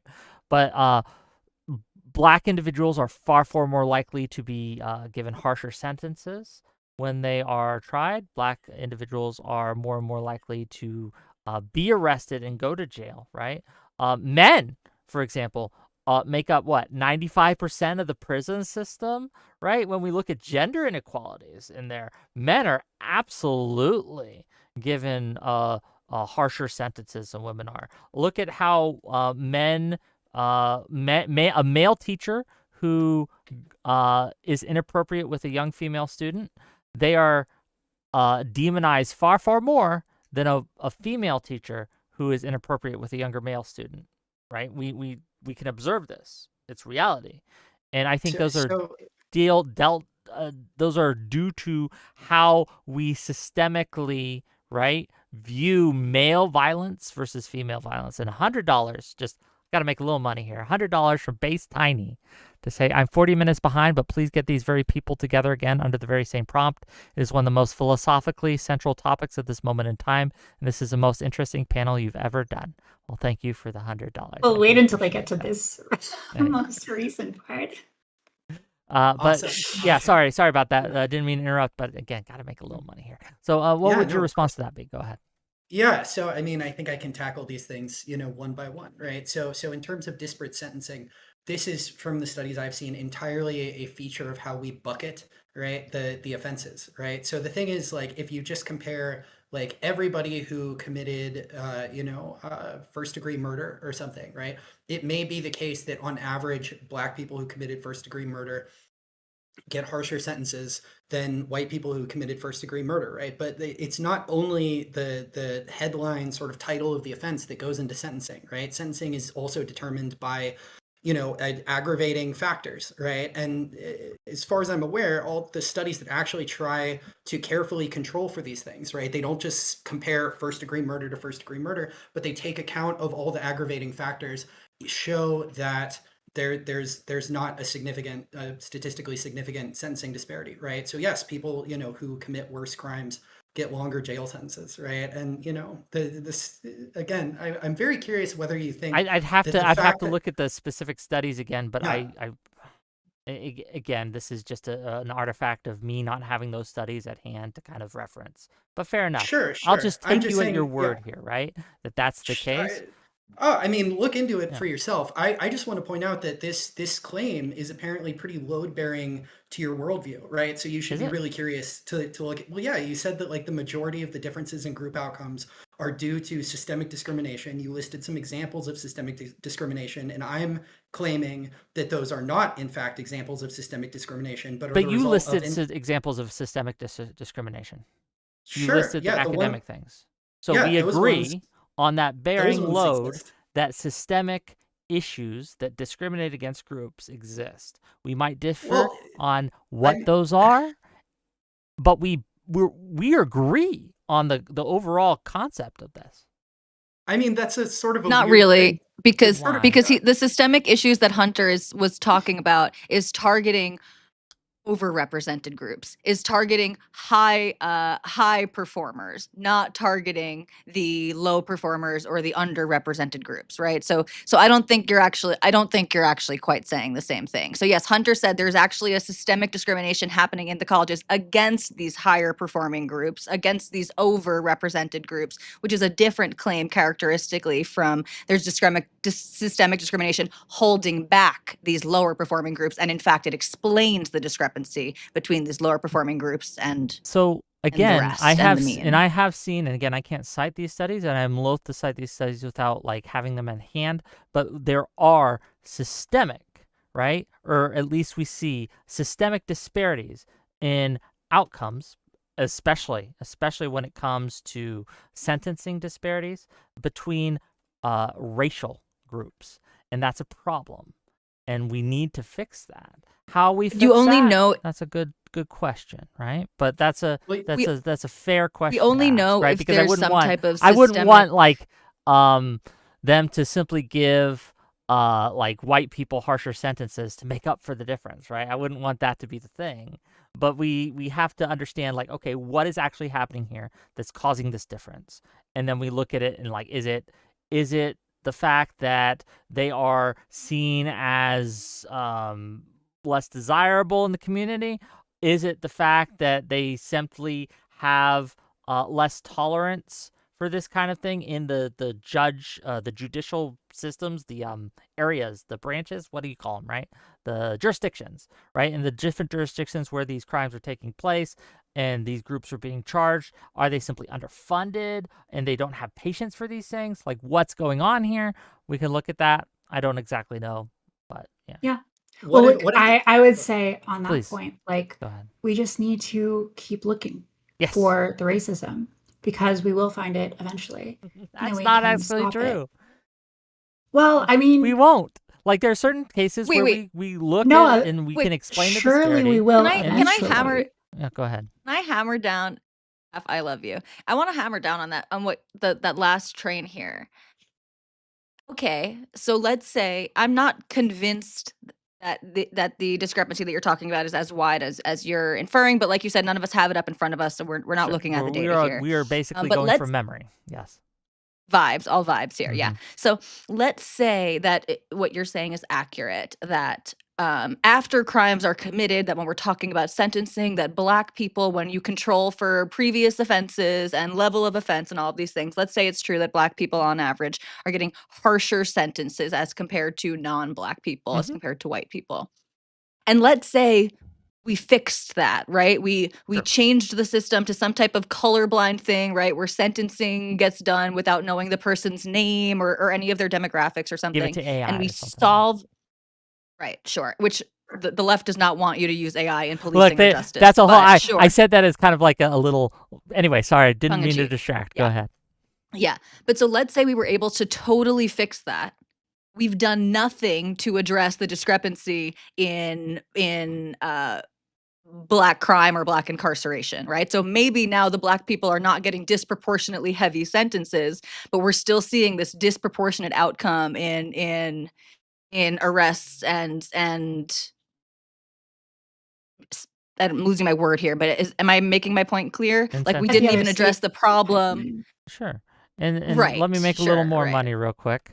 $20 from Lawson Harrison. Thank you for the $20. Say, Whick, remorse is a factor for sentencing. Have you seen any data that looks at the different rates of expressed remorse of defendants in demographics? I have not. I can't recall Or any how data people on that. read remorse, right? Because if you have white judge, white jury, and they're looking at this defendant who is white, maybe they're just interpreting them as more remorseful, versus they uncharitably interpret a Black defendant as less remorseful due to cultural differences. Or how, like, when we look at gender, right? Men are seen as less remorseful than women. Yeah. Women's tears are a powerful weapon in a lot of cases. And I'm not here to suggest, right, that here's my problem in my criticism, I think, of you, Tali, and of you, Hunter, and to a lesser extent, you, Taft, is this. We can point to issues and to instances where the left has used racism as a treasure hunt, if you will, right? Where's the racism? We got to find the racism. And they have created systems, adjusted institutions in ways that don't bear on with reality. I agree with you. I can name some of those instances, right? Like testing in education system, right? Like removing like the qualifications in order to try to fix the outcomes. They removed that. They adjusted the what's it called? The what you needed to graduate and to pass these different classes, right? I'm being a little loose with my words, but bear with me. The problem is, I think that you're making the same mistake that the people who every night we have a hiccup around this time. I don't know what it is. Give it a minute and it'll reconnect to the YouTube and things like that. I think we're reconnected now. Can you guys see us? Can you guys hear us? Okay, we back? We back? Yeah, we're back. We're back, gang. We're back. Refresh, everyone. Get your learning noggins on. So let me finish my point, then I'll let you respond, right? Kana Boy says equality of internet access, please. True. They're keeping, look, the white heterosexual male gamer is the most oppressed in all of history, okay? There's never been more oppressed class. Anyway, let me continue. Yeah, wait, are you the most privileged one on this panel, Wick? You might have to not. I'm a gamer and white and male. I'm the most oppressed, okay? But let's keep going. So yes, a lot of people make the same mistake with the Iraq War, where they can point to an instance where the government lied, the government manufactured consent, the government misrepresented the data and the intel on weapons of mass destruction, and they're like, look, this is why we can never trust the government. But that's a mistake. That's a flaw in reasoning, right? The government and U.S. intel specifically is going to be right far more often than it is wrong. But because there was a major instance of a mistake, or not even a mistake, a malicious, right? If you believe it's malicious, suddenly no one ever trusts the government, and so suddenly people are saying things like, "Oh, Russia will never invade Ukraine. I don't care what the U.S. intel is saying. That's never going to happen," and they look stupid when they're fucking wrong.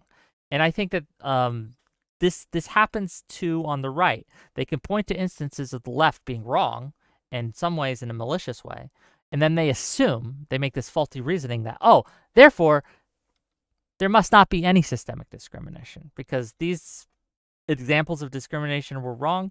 There must not be there anymore. It must not exist. I find that a fault in reasoning. Does that make sense? Sorry, it's long-winded, but there we go. Sure. So, just to jump in here, right? Like, please. At least for, on my own behalf, right? Obviously, like most people are going to have looked into these things a lot less because most people, look into a lot of things, into everything less, right? Don't have statistical training, et cetera. But like my belief that the only systemic discrimination in the United States in the present day is in favor of blacks and against whites and Asians is not based on sort of a generic assumption that everything the experts say are wrong, right? I've looked into these things really deeply, right? I've read hundreds of studies that are relevant to this, and I can actually read the method section and stuff, right? And like you're scientifically literate, but go on, yes. Yeah, exactly, right? I'm reasonably well qualified, right? Like I don't have a sociology degree or something, but most of the actual technical parts are math, right? And so if you understand the math, it's pretty easy to read most papers in the social sciences, right? So, the thing is, I have looked into these claims in a reasonable amount of detail, right? I'm not doing like an inverse epistemology, right? Where whatever the experts say is wrong and whatever they say is wrong is right, right? No, like I've looked into these things and I don't find it credible that there are any systemic factors disadvantaging Black or Hispanic Americans in the US, right? I don't expect you to believe that based on just my say-so. All I would ask you to do is to consider the hypothetical, right? If that were true, and if that were demonstrated to your satisfaction, how would your policy preferences change? Well, any advocacy for changing the systems in such a way to benefit one group of the other. Well, first of all, I don't agree that's the way to fix these systemic discrepancies, even if they do exist, right? I think that just creates new systemic discrepancies, right? It just replaces one form of racism for another. I think my policy positions would change, that I would look look at these things and say, okay, maybe we don't need to focus on these things as much, and we can focus on other areas. But as for specific policies that I advocate for, most of the policies I advocate for when it comes to policing specifically would benefit everyone, right? And I do so simply because I don't need to convince you about a systemic discrepancy to advocate that police should be less aggressive and assault people less. And I don't need to pretend, or I don't need to explain, or I don't need to prove that they do it more so to black people than they do to white people. If I could just say across the board, police should use less aggressive force in certain instances. No-knock warrants are probably a bad thing, right? Yeah. Again, Like, do you mind if I sure, go ahead. also take a shot at this? But does that make sense, at least? Does that answer your question? Yeah. No, so I would say that, like, I happen to disagree, right? I think we need more and more aggressive and less constrained policing, but I agree that it is orthogonal to the issue of racial disparities. Yeah, we debate about that. Yeah. I think that the policing... Sure. But I agree that they are in principle separable. Yeah. Yep. So Taf, go ahead. Go ahead. Yeah, well, I want to point out that ignoring any sort of like racial differences, I do believe that people vary in terms of intelligence. And so individuals can just Hold on, what group's the most intelligent? What group's the least? I don't know. I don't know if there is a difference. This group I'm just is the saying most that, like, intelligent. True. Yeah. Whick watchers, your IQ goes way up. Anyway, go ahead. There's some really intelligent people, and there's some people who are not so intelligent. And there's also people who have serious like mental issues or personality issues, people who really struggle with executive function and all sorts of things. And when we have laissez-faire systems, which kind of throw everyone to the wolves, you end up with an incentive for exploitation where, let's say a company knows that they can sort of exploit people who are less intelligent in order to increase their profits.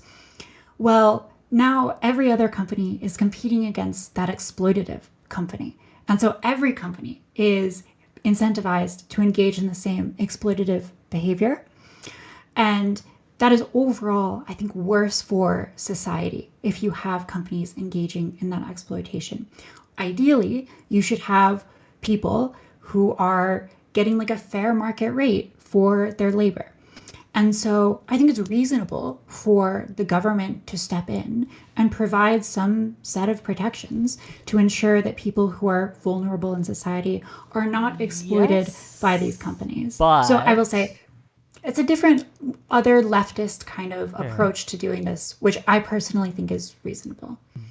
Yes, but I understand that there are limits. There are thresholds, if you will, where I think this is too much exploitation. But I think some exploitation is natural and not necessarily bad. I think that it's okay sometimes to exploit. Say you're a streamer and say you have an audience, okay? Yeah. And say some of those audience people are richer than others, right? Some of them have more money than others. Some of them are a little less smart than others. To some extent, it's okay to exploit them by saying, hey, give me your money. Do it now. And watch them give me your money, right? Give me the money. I think that's okay to do.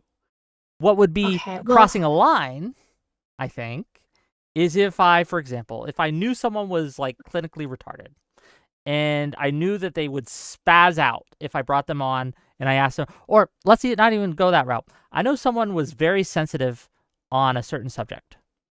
And I knew if I brought up that subject with them, it would cause them to spaz out and have an issue on stream. It would get me a lot of clicks and a lot of views. It would garner a lot of attention. It would get me a lot of money, but it would be exploiting them in that way, right? I would be bringing them on to exploit them and get them to react in a certain way that would hurt them, but would help me. I think that's wrong. I think that's immoral. Should I think the government should step in to stop that? I don't think so. Does that make sense? Yeah, I think you're a lot more libertarian maybe than me on this.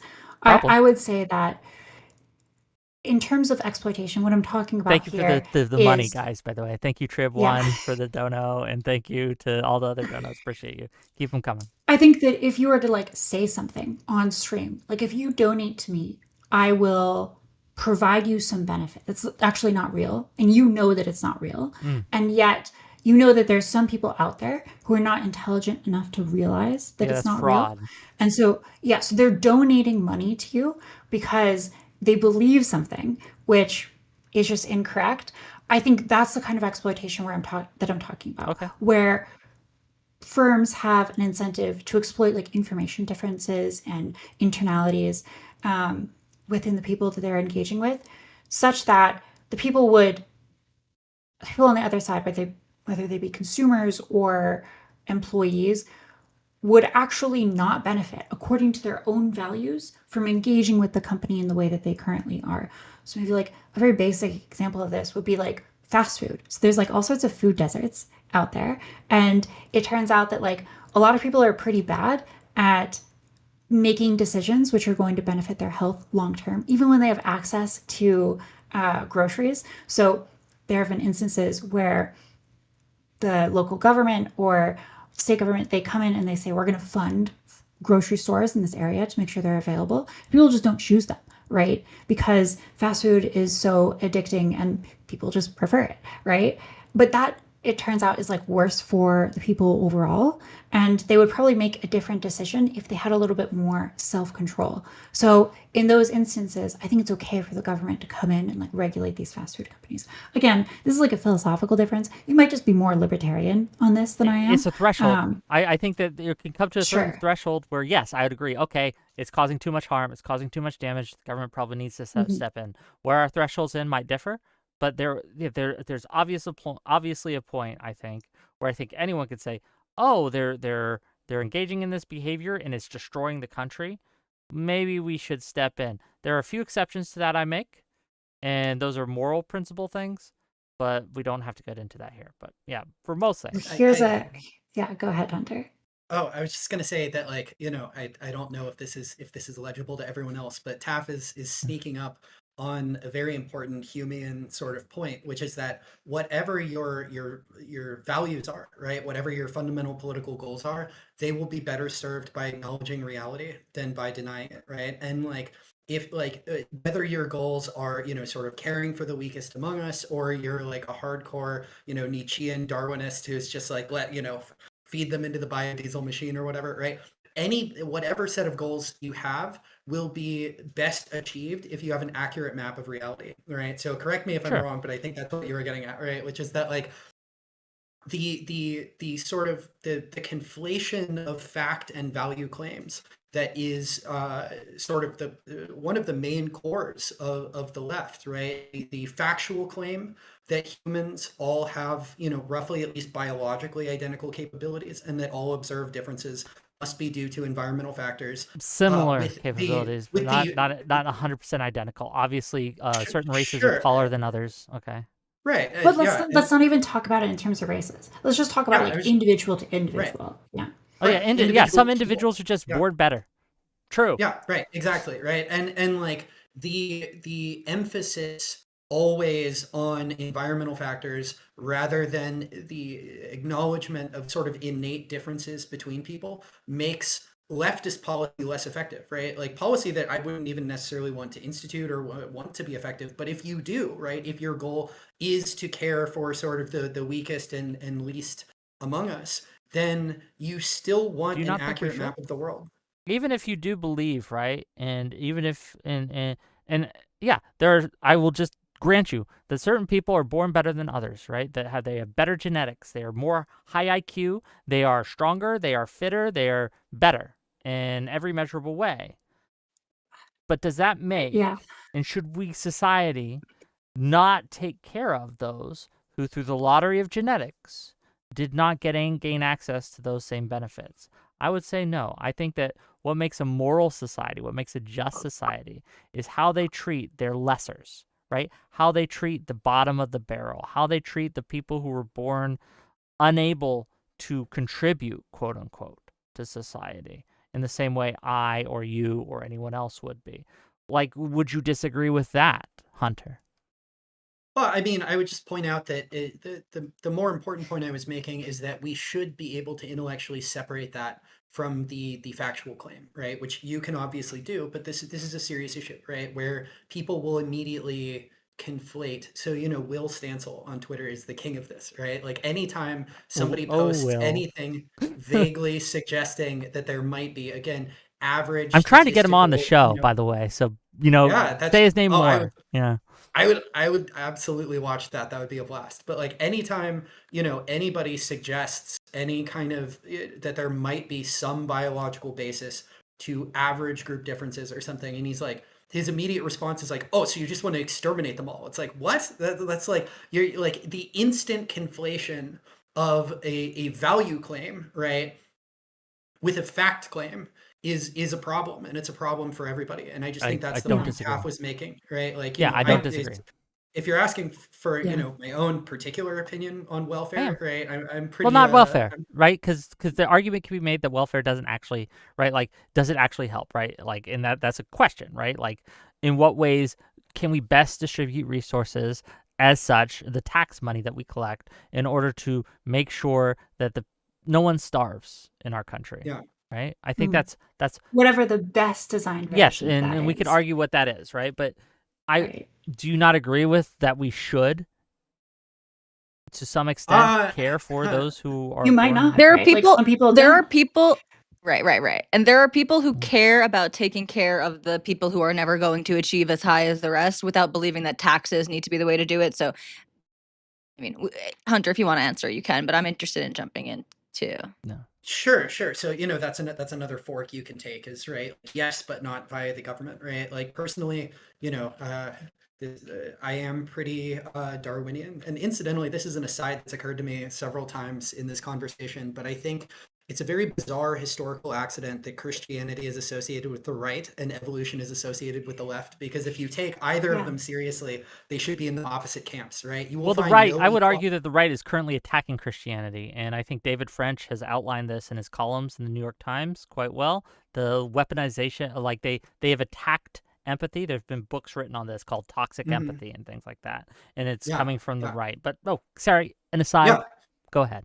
Yeah, no, I agree. And like to me, as somebody on the right who's generally thinks that we need to be less empathic and less charitable, I agree with that, right? And my position is consistent because I'm an atheist, right? And I It's just think it's funny that consistent. It's just okay, but go ahead, please. Yeah. Sure. Yeah. But No, yeah, look, yeah. And we I disagree, just thought but that was fair I enough. I'm thought not that going was to call you interesting. evil, right?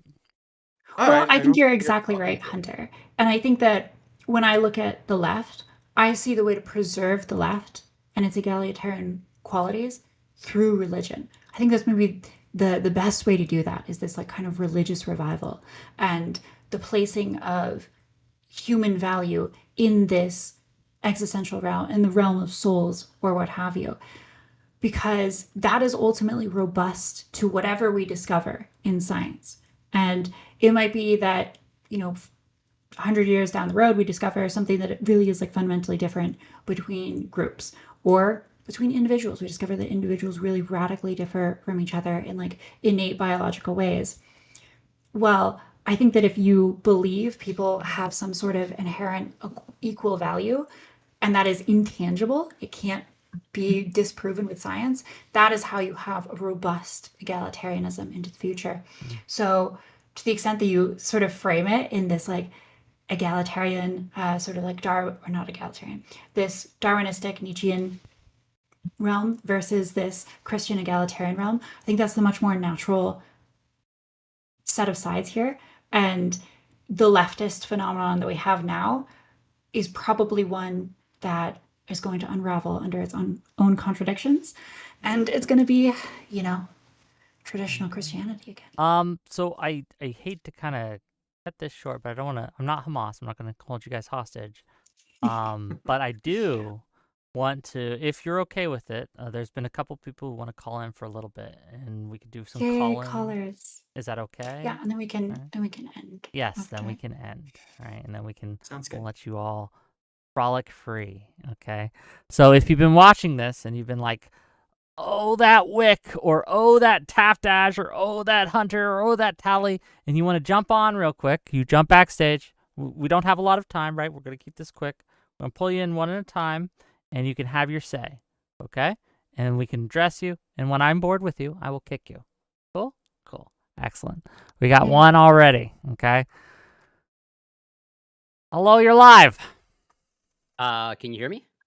I Yes. can. Okay, 1 second. Let me just reorient myself. Okay, whenever you're ready, buddy. Well, first of all, thank you for letting me come on and ask maybe a couple of questions. But I do want to maybe point out something where, from what I understand, at least based off of the exit polling data that I've seen, uh, the left in the last election lost men by pretty much the similar gap, if not identical, to how the right lost women in the 2020 election. And I'm curious, I could be wrong, but did the right ever have any sort of panel or self-reflection on why did we lose women? I'm not sure. I don't know. Not to my knowledge. Yeah. Well, and I think I just want to point out that also part of, let's say, left-wing thinking is a little bit more reflective, and generally on people on the right have a more intuitive thinking style as opposed to on the left, more analytical thinking style. And I do find it interesting, even now in the 2024 election. Obviously, they don't have much reason to do some self-reflection because they won, but they still lost women, and they don't seem to have any interest in pandering to women, right? I mean, Or like, are they even capable of that self-reflection is another question. I agree with you. That is exactly a question to ask. Now, are they capable of asking it? I guess we'll find out. But they do consistently, at least from the past 2 elections, probably even further, they lose women, and they never do that any sort of eternal reflection. And also, Is your claim that when you say they lost women, do you mean like more women voted on the left than on the right, or do you mean they lost their share of support of women from 2020 even to 2024? as in the gap, the number of men that voted for Trump in 2024 is the same number of women that voted for Biden in 2020. As in, Got it. the exit polling that I've seen, it But- was a 55-43% split in 2024 for men and women for Trump, and for Biden, it was pretty much the exact same split, 55%, 43%. Women voted for Biden, and the right doubled down of like, women hate Trump, but let's run Trump again, right? Is that an Well, is but that but they didn't lose. But so what I'm hearing you say is they didn't lose more women from 2020 to 2024. no? But Right.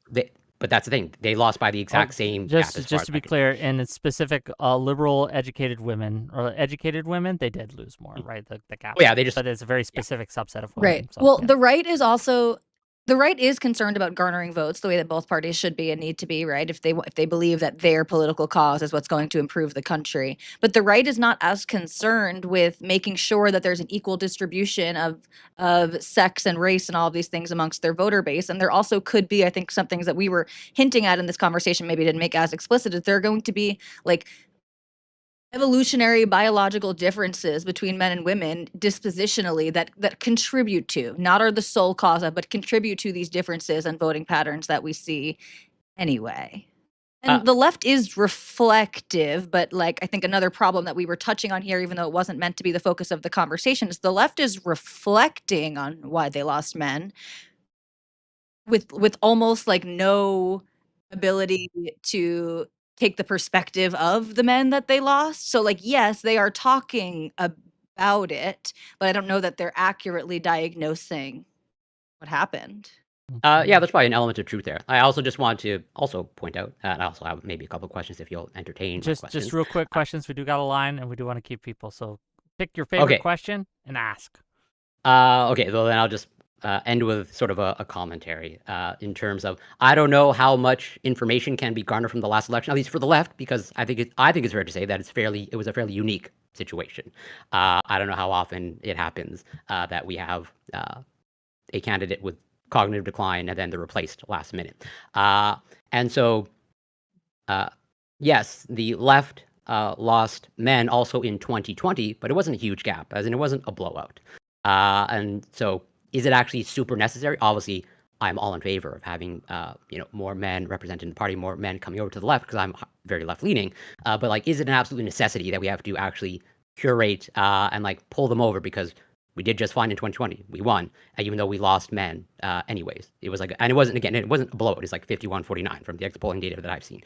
And so it's like, this might be maybe, just as it seems to be an unnecessary conversation for the right to reflect on whether they should pander to women, it might not be the most productive or is actually absolutely necessary for the left to actually cater or pander to men. Okay. Well, Corey? I think we agree. I think part of the, sorry that I'm taking over this, but I'm really interested in your questions. And I think the part of what we were trying to express is that the left simply pandering to men or saying like, okay, we're going to create programs, we're going to create like economic programs for men or whatever, is missing the point and missing the boat. So yeah, I don't think that the left should pander to try to win men back. I think the left needs to change if they have a chance of political success moving forward. I think like Taft was saying and Hunter was saying, if your map of reality is off, you're going to lose, whether that's in the short term or the long term. Reality will catch up with you. And so I think that's the real problem on the left, not just how they're messaging or who they're messaging to even. I think the problem it's is also the probably Go ahead, beliefs. Taft Ash, please. I think it's probably important to point out as well that because men and women make up roughly 50% of the population each, it's very hard to win an election if you only have female voters. So you need some sort of male voters, even if you get like 100% of women. If just more men turn out, you might still lose the election. And so it does seem like it's important to some degree to just take any wins you get. And it is possible to just like mobilize more male voters in general without necessarily like taking from the other party. So there's different ways you can break down the political calculus where either way, there is some benefit in trying to reach out to men. Okay, Corey, we love you, buddy. I understand. Thank you But very we much. Yes, gotta- thank you. We gotta let you go. Thank you. Tuna Chip, you're up. What do you have How for the we show? doing, baby? We're doing good. You've got stress in your voice. You not doing well? No, I'm doing fine. You just sent me like 20 DMs, and I'm ready. Okay. I sent you 20 DMs amortized over the entirety of the stream. Don't make me sound like a psychopath, okay? Listen, okay. I'm taking us back to the beginning of the stream for a little bit. By the way, I got to say it before we get in too deep. Hunter, how have you been? I'm hanging in there, man. How are you? It's good to see I'm you. doing pretty okay. It's been a long ass time. Yeah. Starting this off, so Hunter, you actually mentioned it, or at least edged towards it, although it wasn't entirely set out. But there was this thing that we talked about for a long time about what exactly the change in common discourse was on the left, this idea of standpoint epistemology, whether or not you're getting your epistemology from another person because they have an authoritative identity, whether that be a victim identity or that be, say, a credentialed identity, which was what was going on with scientists. I think a lot of people would refer to the shift in the climate right now as being, both on the left and right, as being anti-professional, anti-evidence, post-truth. We say all these different things. I hear this.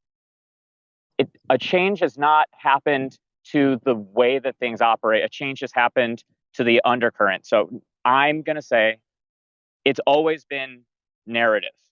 It's always been about the ability to understand concepts in the world inside of a narrative. And for a really long time, not since the beginning of time, for a good chunk now, what we would call literally modernity, the protagonist of history was truth.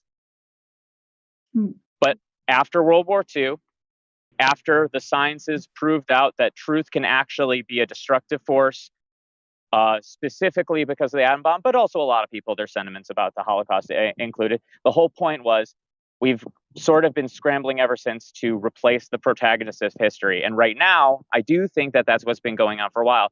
People, when they're watching Joe Rogan, what is Rogan really doing? He's taking people with various levels of credential and he's attempting to narrativize them into being the protagonist. The same thing is happening when people say, that the protagonist of history should be Black people because of X reason, victim, the comeback story, the same thing with Jews, et cetera, et cetera. I'm not convinced that anybody has actually changed, that we've ever left the jungle, as people have said it. We've always been in the jungle. It's just that for a long period of time, the main protagonist of history was truth, and now we're it's not. sort of passing the torch. Okay, Right now, it seems to be Trump. That is sort of what's going on when people say, Kanye can try to narrativise himself. He's not doing very well. But right now, the political protagonist of history is Donald Trump. Okay. Anything that happens inside of the story of history for this moment, until he dies, probably, maybe even for a while afterwards, will be defined by what does this do to the protagonist, and also, do I side with the protagonist? Do I like him? That's all that truth is. That is our new epistemology. Is this good for the protagonist of history? Does this produce the end of the story that I think should happen? Truth used to be the protagonist. Now we've got it gone. Okay. Anyway, that's the general concept. Open her I up. want to hear the responses. Give it to Taft and Hunter and Tali. Go ahead. There's a lot of places we can go with this. I do think a big part of it is what you identified in terms of losing faith in truth due to the violence and the carnage that we saw in the world wars. I think another part of it, maybe that's also worth discussing because I think it has a little bit more teeth, is what we discovered in terms of mathematical or logical incompleteness.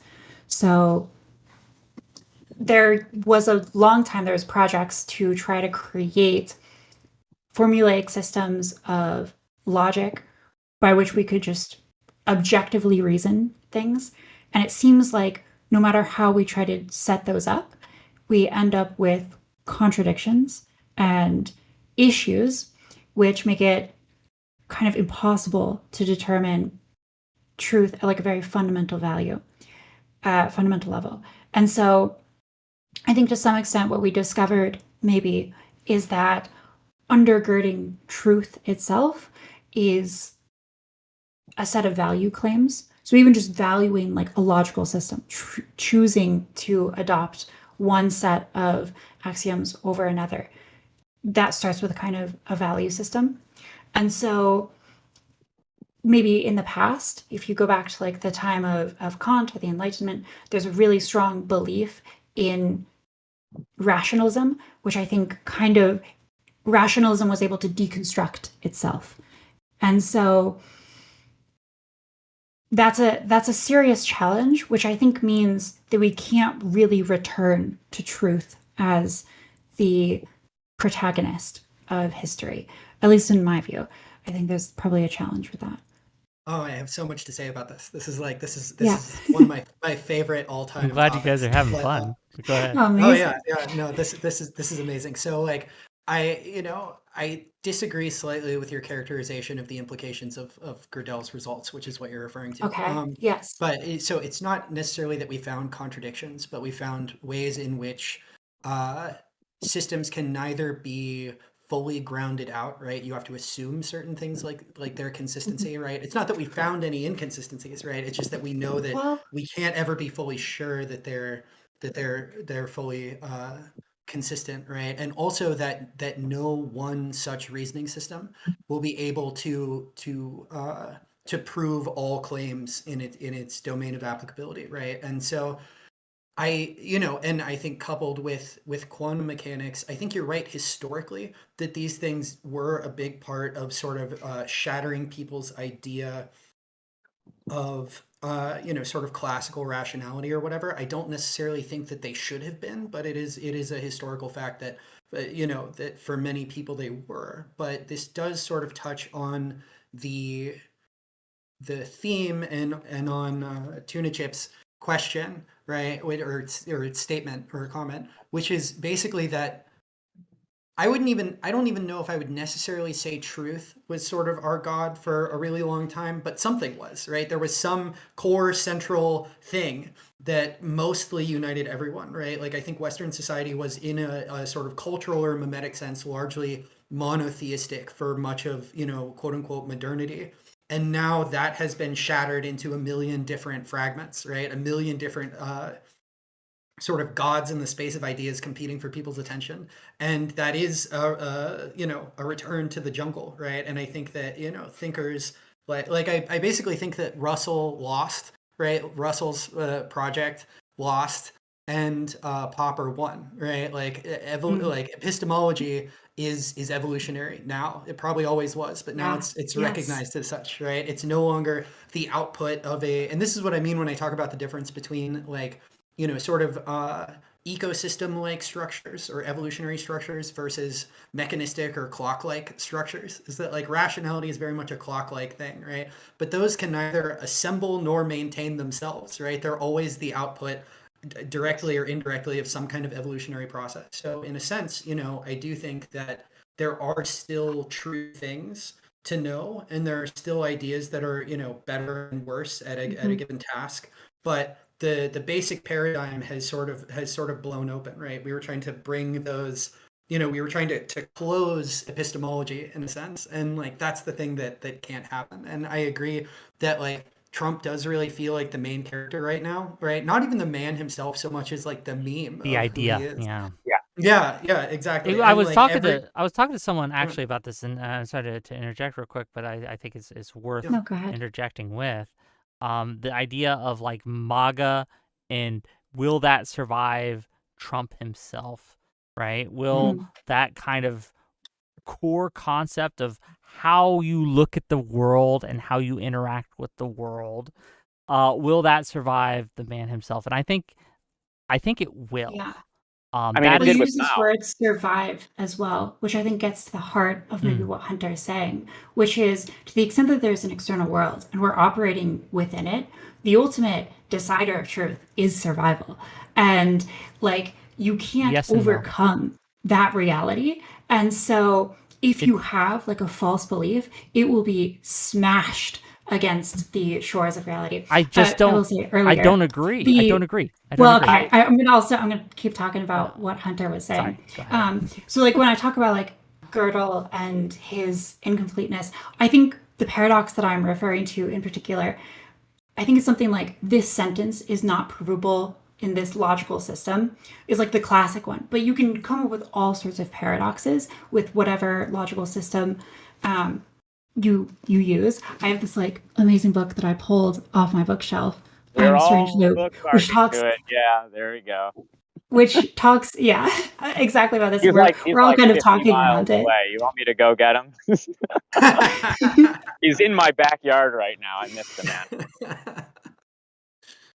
But yeah, I think Finish your point, Taff. Can I? Yeah. no, yeah, I mean I think it's fine. Tuna Ship can jump go in. ahead. Yeah. So a gas station clerk doesn't think about girdles, and yet none the same. His life has been permanently changed, and I think that's why when I say like truth was the protagonist, I didn't even necessarily mean. I almost obviously mean by protagonist we mean an embodiment, a figure inside of people's minds. Because for a while, what does it really mean when a person cares about what a scientist says about cancer? It means that the person believes that truth is so incredibly universally the protagonist that I can best believe that any scientist that isn't on the side of truth would have lost by now, would be exposed on its own. The idea is that there's like a historical protagonist, like truth cannot lose. But right now we have found that truth is like Gödel's and like Hofstadter by extension would say an exhaustible string or an exhaustible like grep. We have gotten to the point where it is there's still stuff in the can, there's still history to be made that is not describable, not parsable by the algorithm we've had so far. So what does that mean now? It's not that it means there that aren't true things. It means that true things don't necessarily optimize for survival.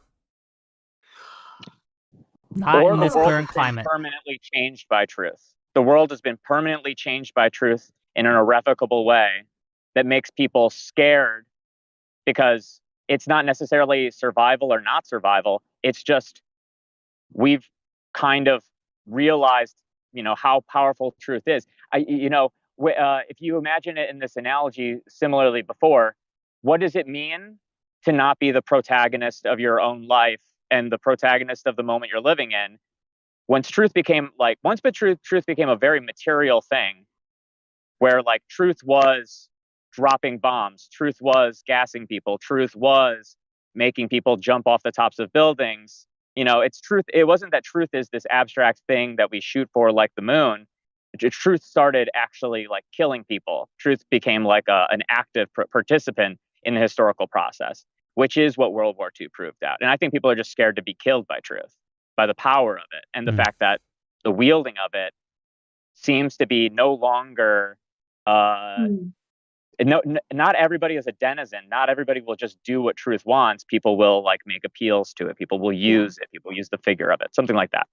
Well, I think also you track that in science. There's been an increasing virtualization of scientific progress. You look at the past, 60, 70 years or so, and we've had enormous successes in computer science in particular. We've really slowed down on things like, nuclear science or physics. And it turns out that like physics leads to a lot of power, a lot of physical exertion. And so I think we moved into what felt like a safer world, which was this kind of virtual area. And maybe the greatest testament to computer science's success in that realm is the degree to which it now threatens the actual external world in a more fundamental way, the way that physics does. That's kind of an aside, but something I thought of. Okay. Yeah. I think Tuna Chip is correctly making a kind of like Lovecraftian or by extension Landian point that like, and essentially this doesn't require any strictly supernatural beliefs, but it's often pretty useful to imagine different like ideas or like sort of common patterns of thinking or like general things people are drawn to, right, as kind of entities that exist in the space of possibility, right? They're not here until we realize them, but they were always kind of possible, and there's a gradient in the space of possibility that draws us to them. And for a long time, truth was a very rewarding sort of God to worship, right? It was very good for us to go down that path, right? It gave us power, it banished diseases, right? It reduced famines, right? It was a God that paid a lot of dividends, right? And that was really sort of the God we were worshiping, whatever God we claimed to be worshiping at the time in name, right? That was the one we were actually going for. And then suddenly, we got a little too much of a peek behind the curtain, and truth went from seeming like the sort of the Renaissance art depiction of an angel to like the biblically accurate angel, and then everybody sort of blinked and ran away. And here we are. Gang. Okay. Tuna Chip, thanks for calling in. We're gonna No let problem. you go. Okay, buddy. I really appreciate Absolutely. it. See you later, guys. Good to see you, bud. Thank you. We're tuna fans here. Gang, I think that's probably now I'm a it tuna fan. for the callers. Okay. I want to give each of these individuals, Taft and Hunter here, closing thoughts, closing statements, and I have links to their stuff in my YouTube description, but if you have anywhere you want to direct the audience to so they can give you a follow, and audience, please, they've taken hours out of their day to come and give us content. Give them a follow, right? Give them something, okay? Reward them for their behavior. Behavior that is rewarded is behavior that is repeated, okay? Give them rewards. Okay, we're going to go with Taft first. We're going to close out with Hunter. And then me and Tali are going to have our after-action report. We're going to send these lovely people on their way. Go ahead, Taft. Can I pass it to Hunter first?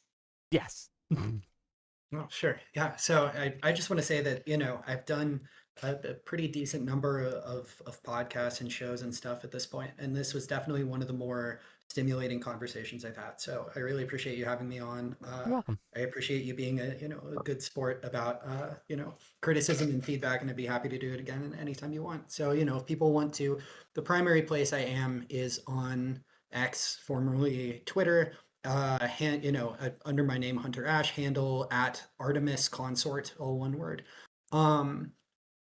It's sort of a mix of, I guess, I hope, sane and whenever possible, data-driven political takes with slightly insane, vaguely schizophrenic philosophy. So if that appeals, then check me out. Check him out, gang. Thank you for being here, and I'm glad we could stimulate you. Okay. Taft, please. Yeah, I'll echo a lot of that. It was a really fun conversation. It's gone longer than I expected it to, and I've been like more than happy to just keep going and keep discussing things.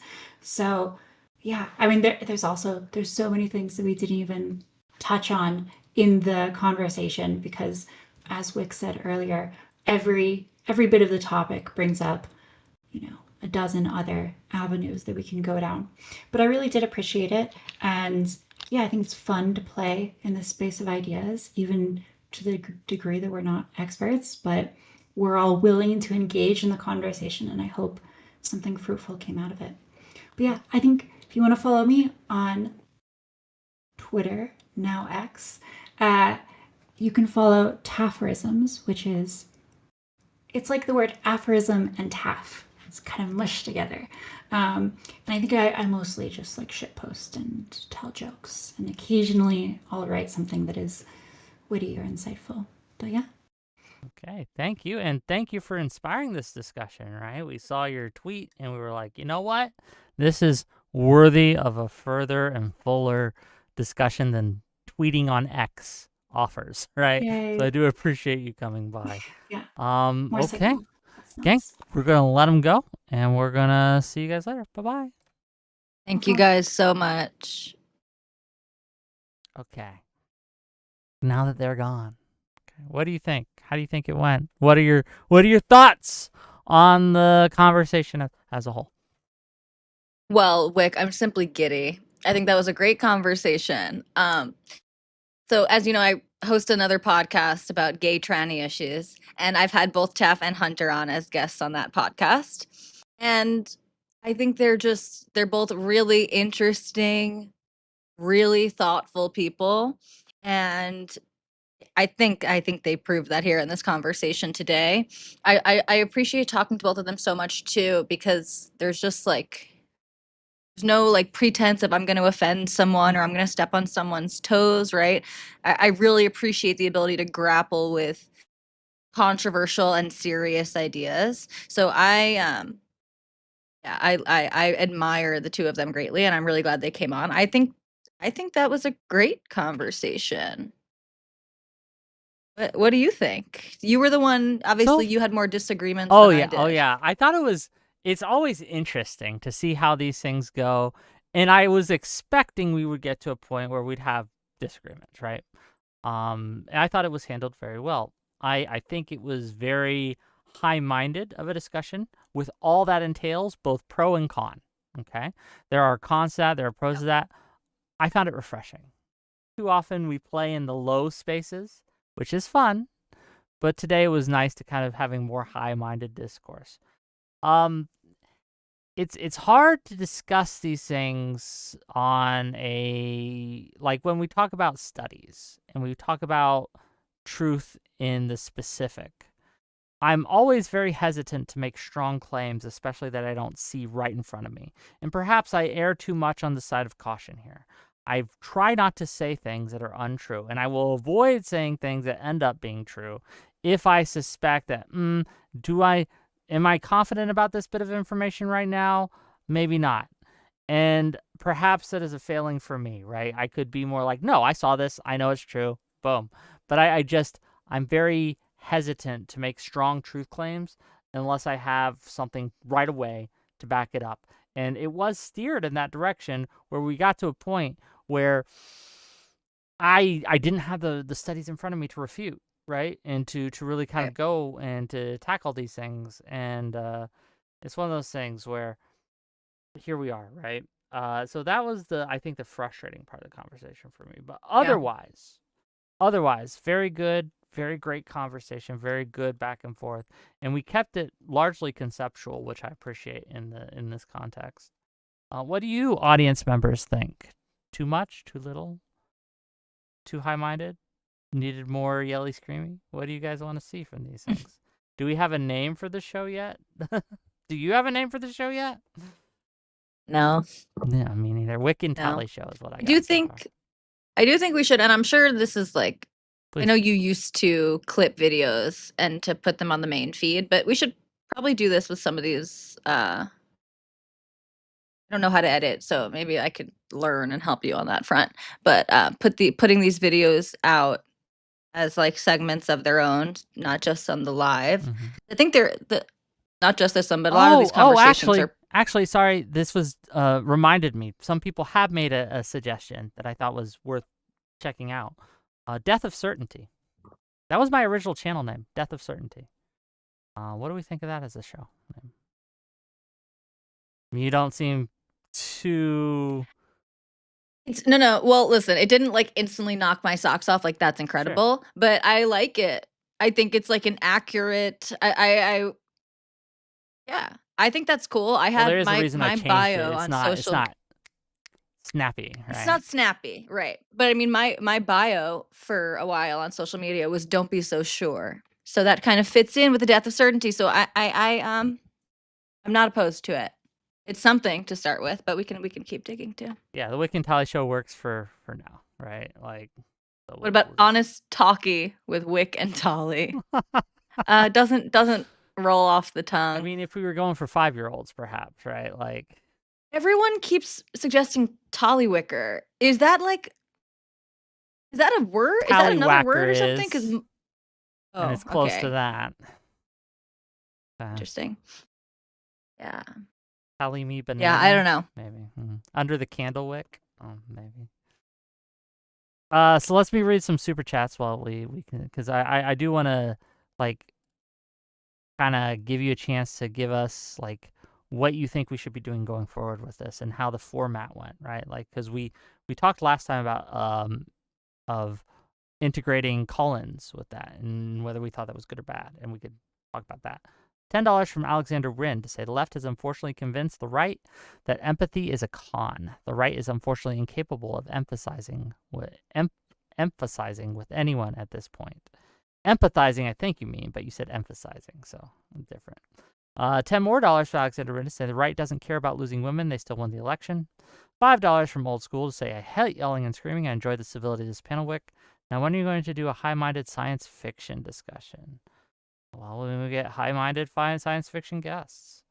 Then $5 more from AKA Patozai to say you need to get them to agree on a prescription and not just talk about the problems.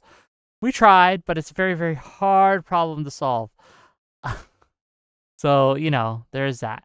$2 from Metalworks to say I like being taken advantage of, Wick. $2 from Trib1 to say this is not an exploitative dono. I don't know cause. I care. $5 from Determinatus to say, Wick, please use my gold-plated New York dollars to upgrade your absolutely barbaric Commonwealth internet plan. Fair enough. And then $2 from Trib1 to say come across as honest equals agree with my sensibilities. Tier 2 membership for 18 months. 18 months from Firechild to say, hey, everyone, what are we discussing here right now? The Democratic establishment? And then $2 more from Firechild to say we need Wick emojis. If you're out there and you want to make some Wick emojis for me and we can maybe upload them to the YouTubes, we could try that. Yeah. I'll need to figure out I wonder if Firechild is regretting that 18-month subscription. Without I think as the conversation progressed, they weren't so happy. You know what? It's okay. We still love Firechild. She sometimes gets mad at me, but she sometimes loves it, and we like Firechild because she's always a great member. This is the bulwark against audience capture. True. You just got to give them what they don't want sometimes. True. $2 from Metalworks to say Stitch and Adam would like to talk to you again, Wick. And as I told him, happy to. I will schedule with them a time and we can talk. Maybe they want to talk with Tali too. I don't know. I was gonna say I'm a fan of their show too. So if you could try to get us both in there, I think that'd be cool. I'll see if they would, because last time they let me and Katie on. Hitch me onto your wagon. I'm a much better guest than Katie. I did watch that conversation with you and Katie. Well, how do you think? What did you think? Okay, as someone who didn't know me from Adam at that point, what were some of your thoughts? I'm curious. I watched it after I knew who you were. But fair enough. I mean, I think Katie is unhinged and out of control. Okay. That's partially well, it's not a joke actually. the specific words, unhinged and out of control, was a joke between my wife and I. But no, I think you looked great in that conversation. You were very measured and thoughtful. But yeah, I think that would. I'm attempting to formally hitch myself to your wagon. I would love to be in that conversation with you if that's possible. I will try, and that's all I can do. I will pitch it and say, hey, we're Thank you. having instead of just having me on, which is boring, you could have me and my co-host on, which is fun, and we can Yes. have a little thing. But we'll see, right? The reason they wanted Katie Cool. on was because she was far to the left of me. So we'll see, right, what Okay. they think. So anyway, how do you think it went format-wise tonight?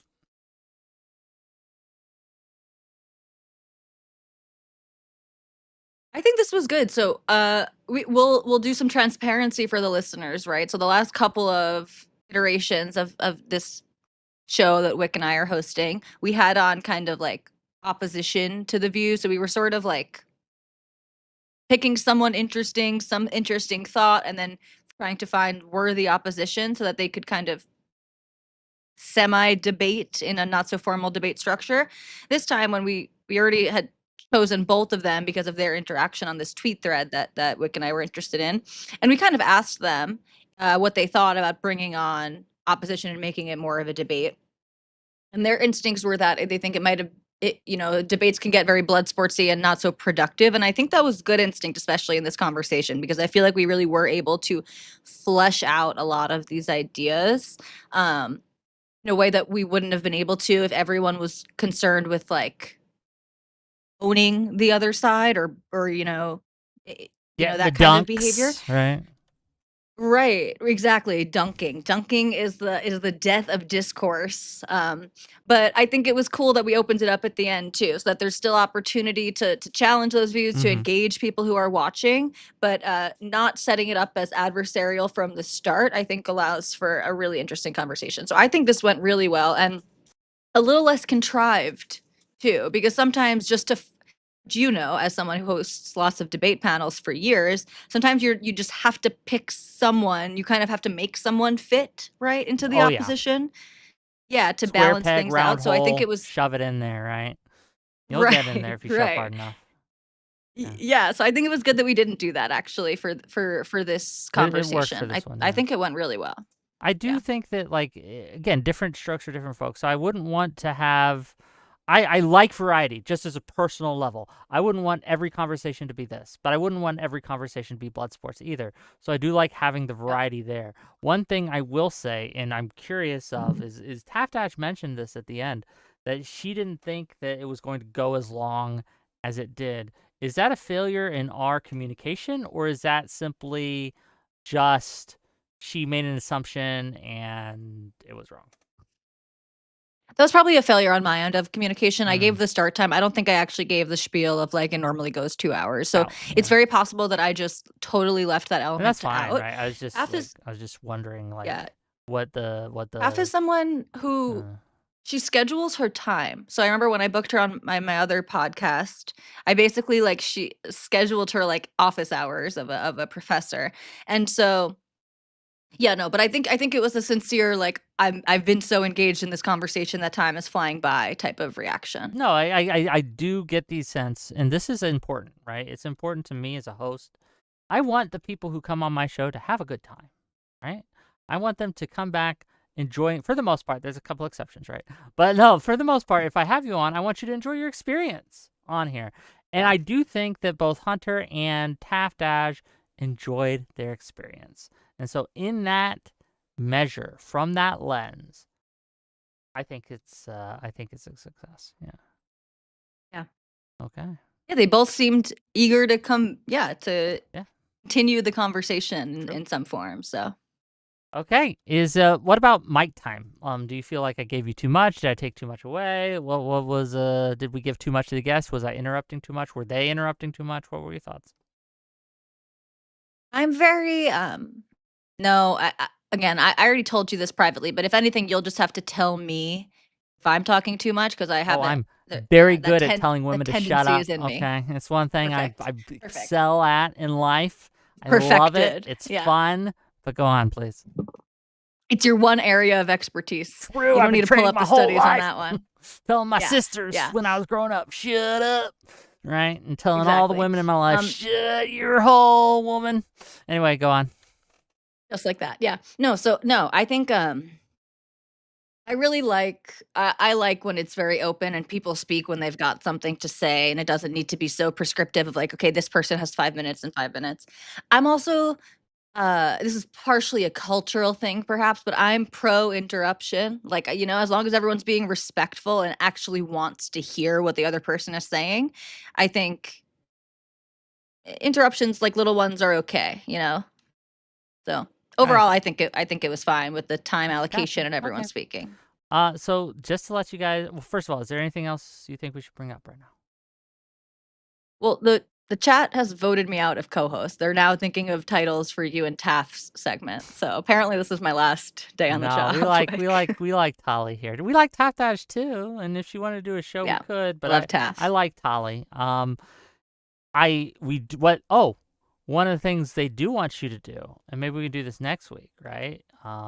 Is they want you to answer for your crimes, for your voting crimes. That's right. Why you voted for Trump.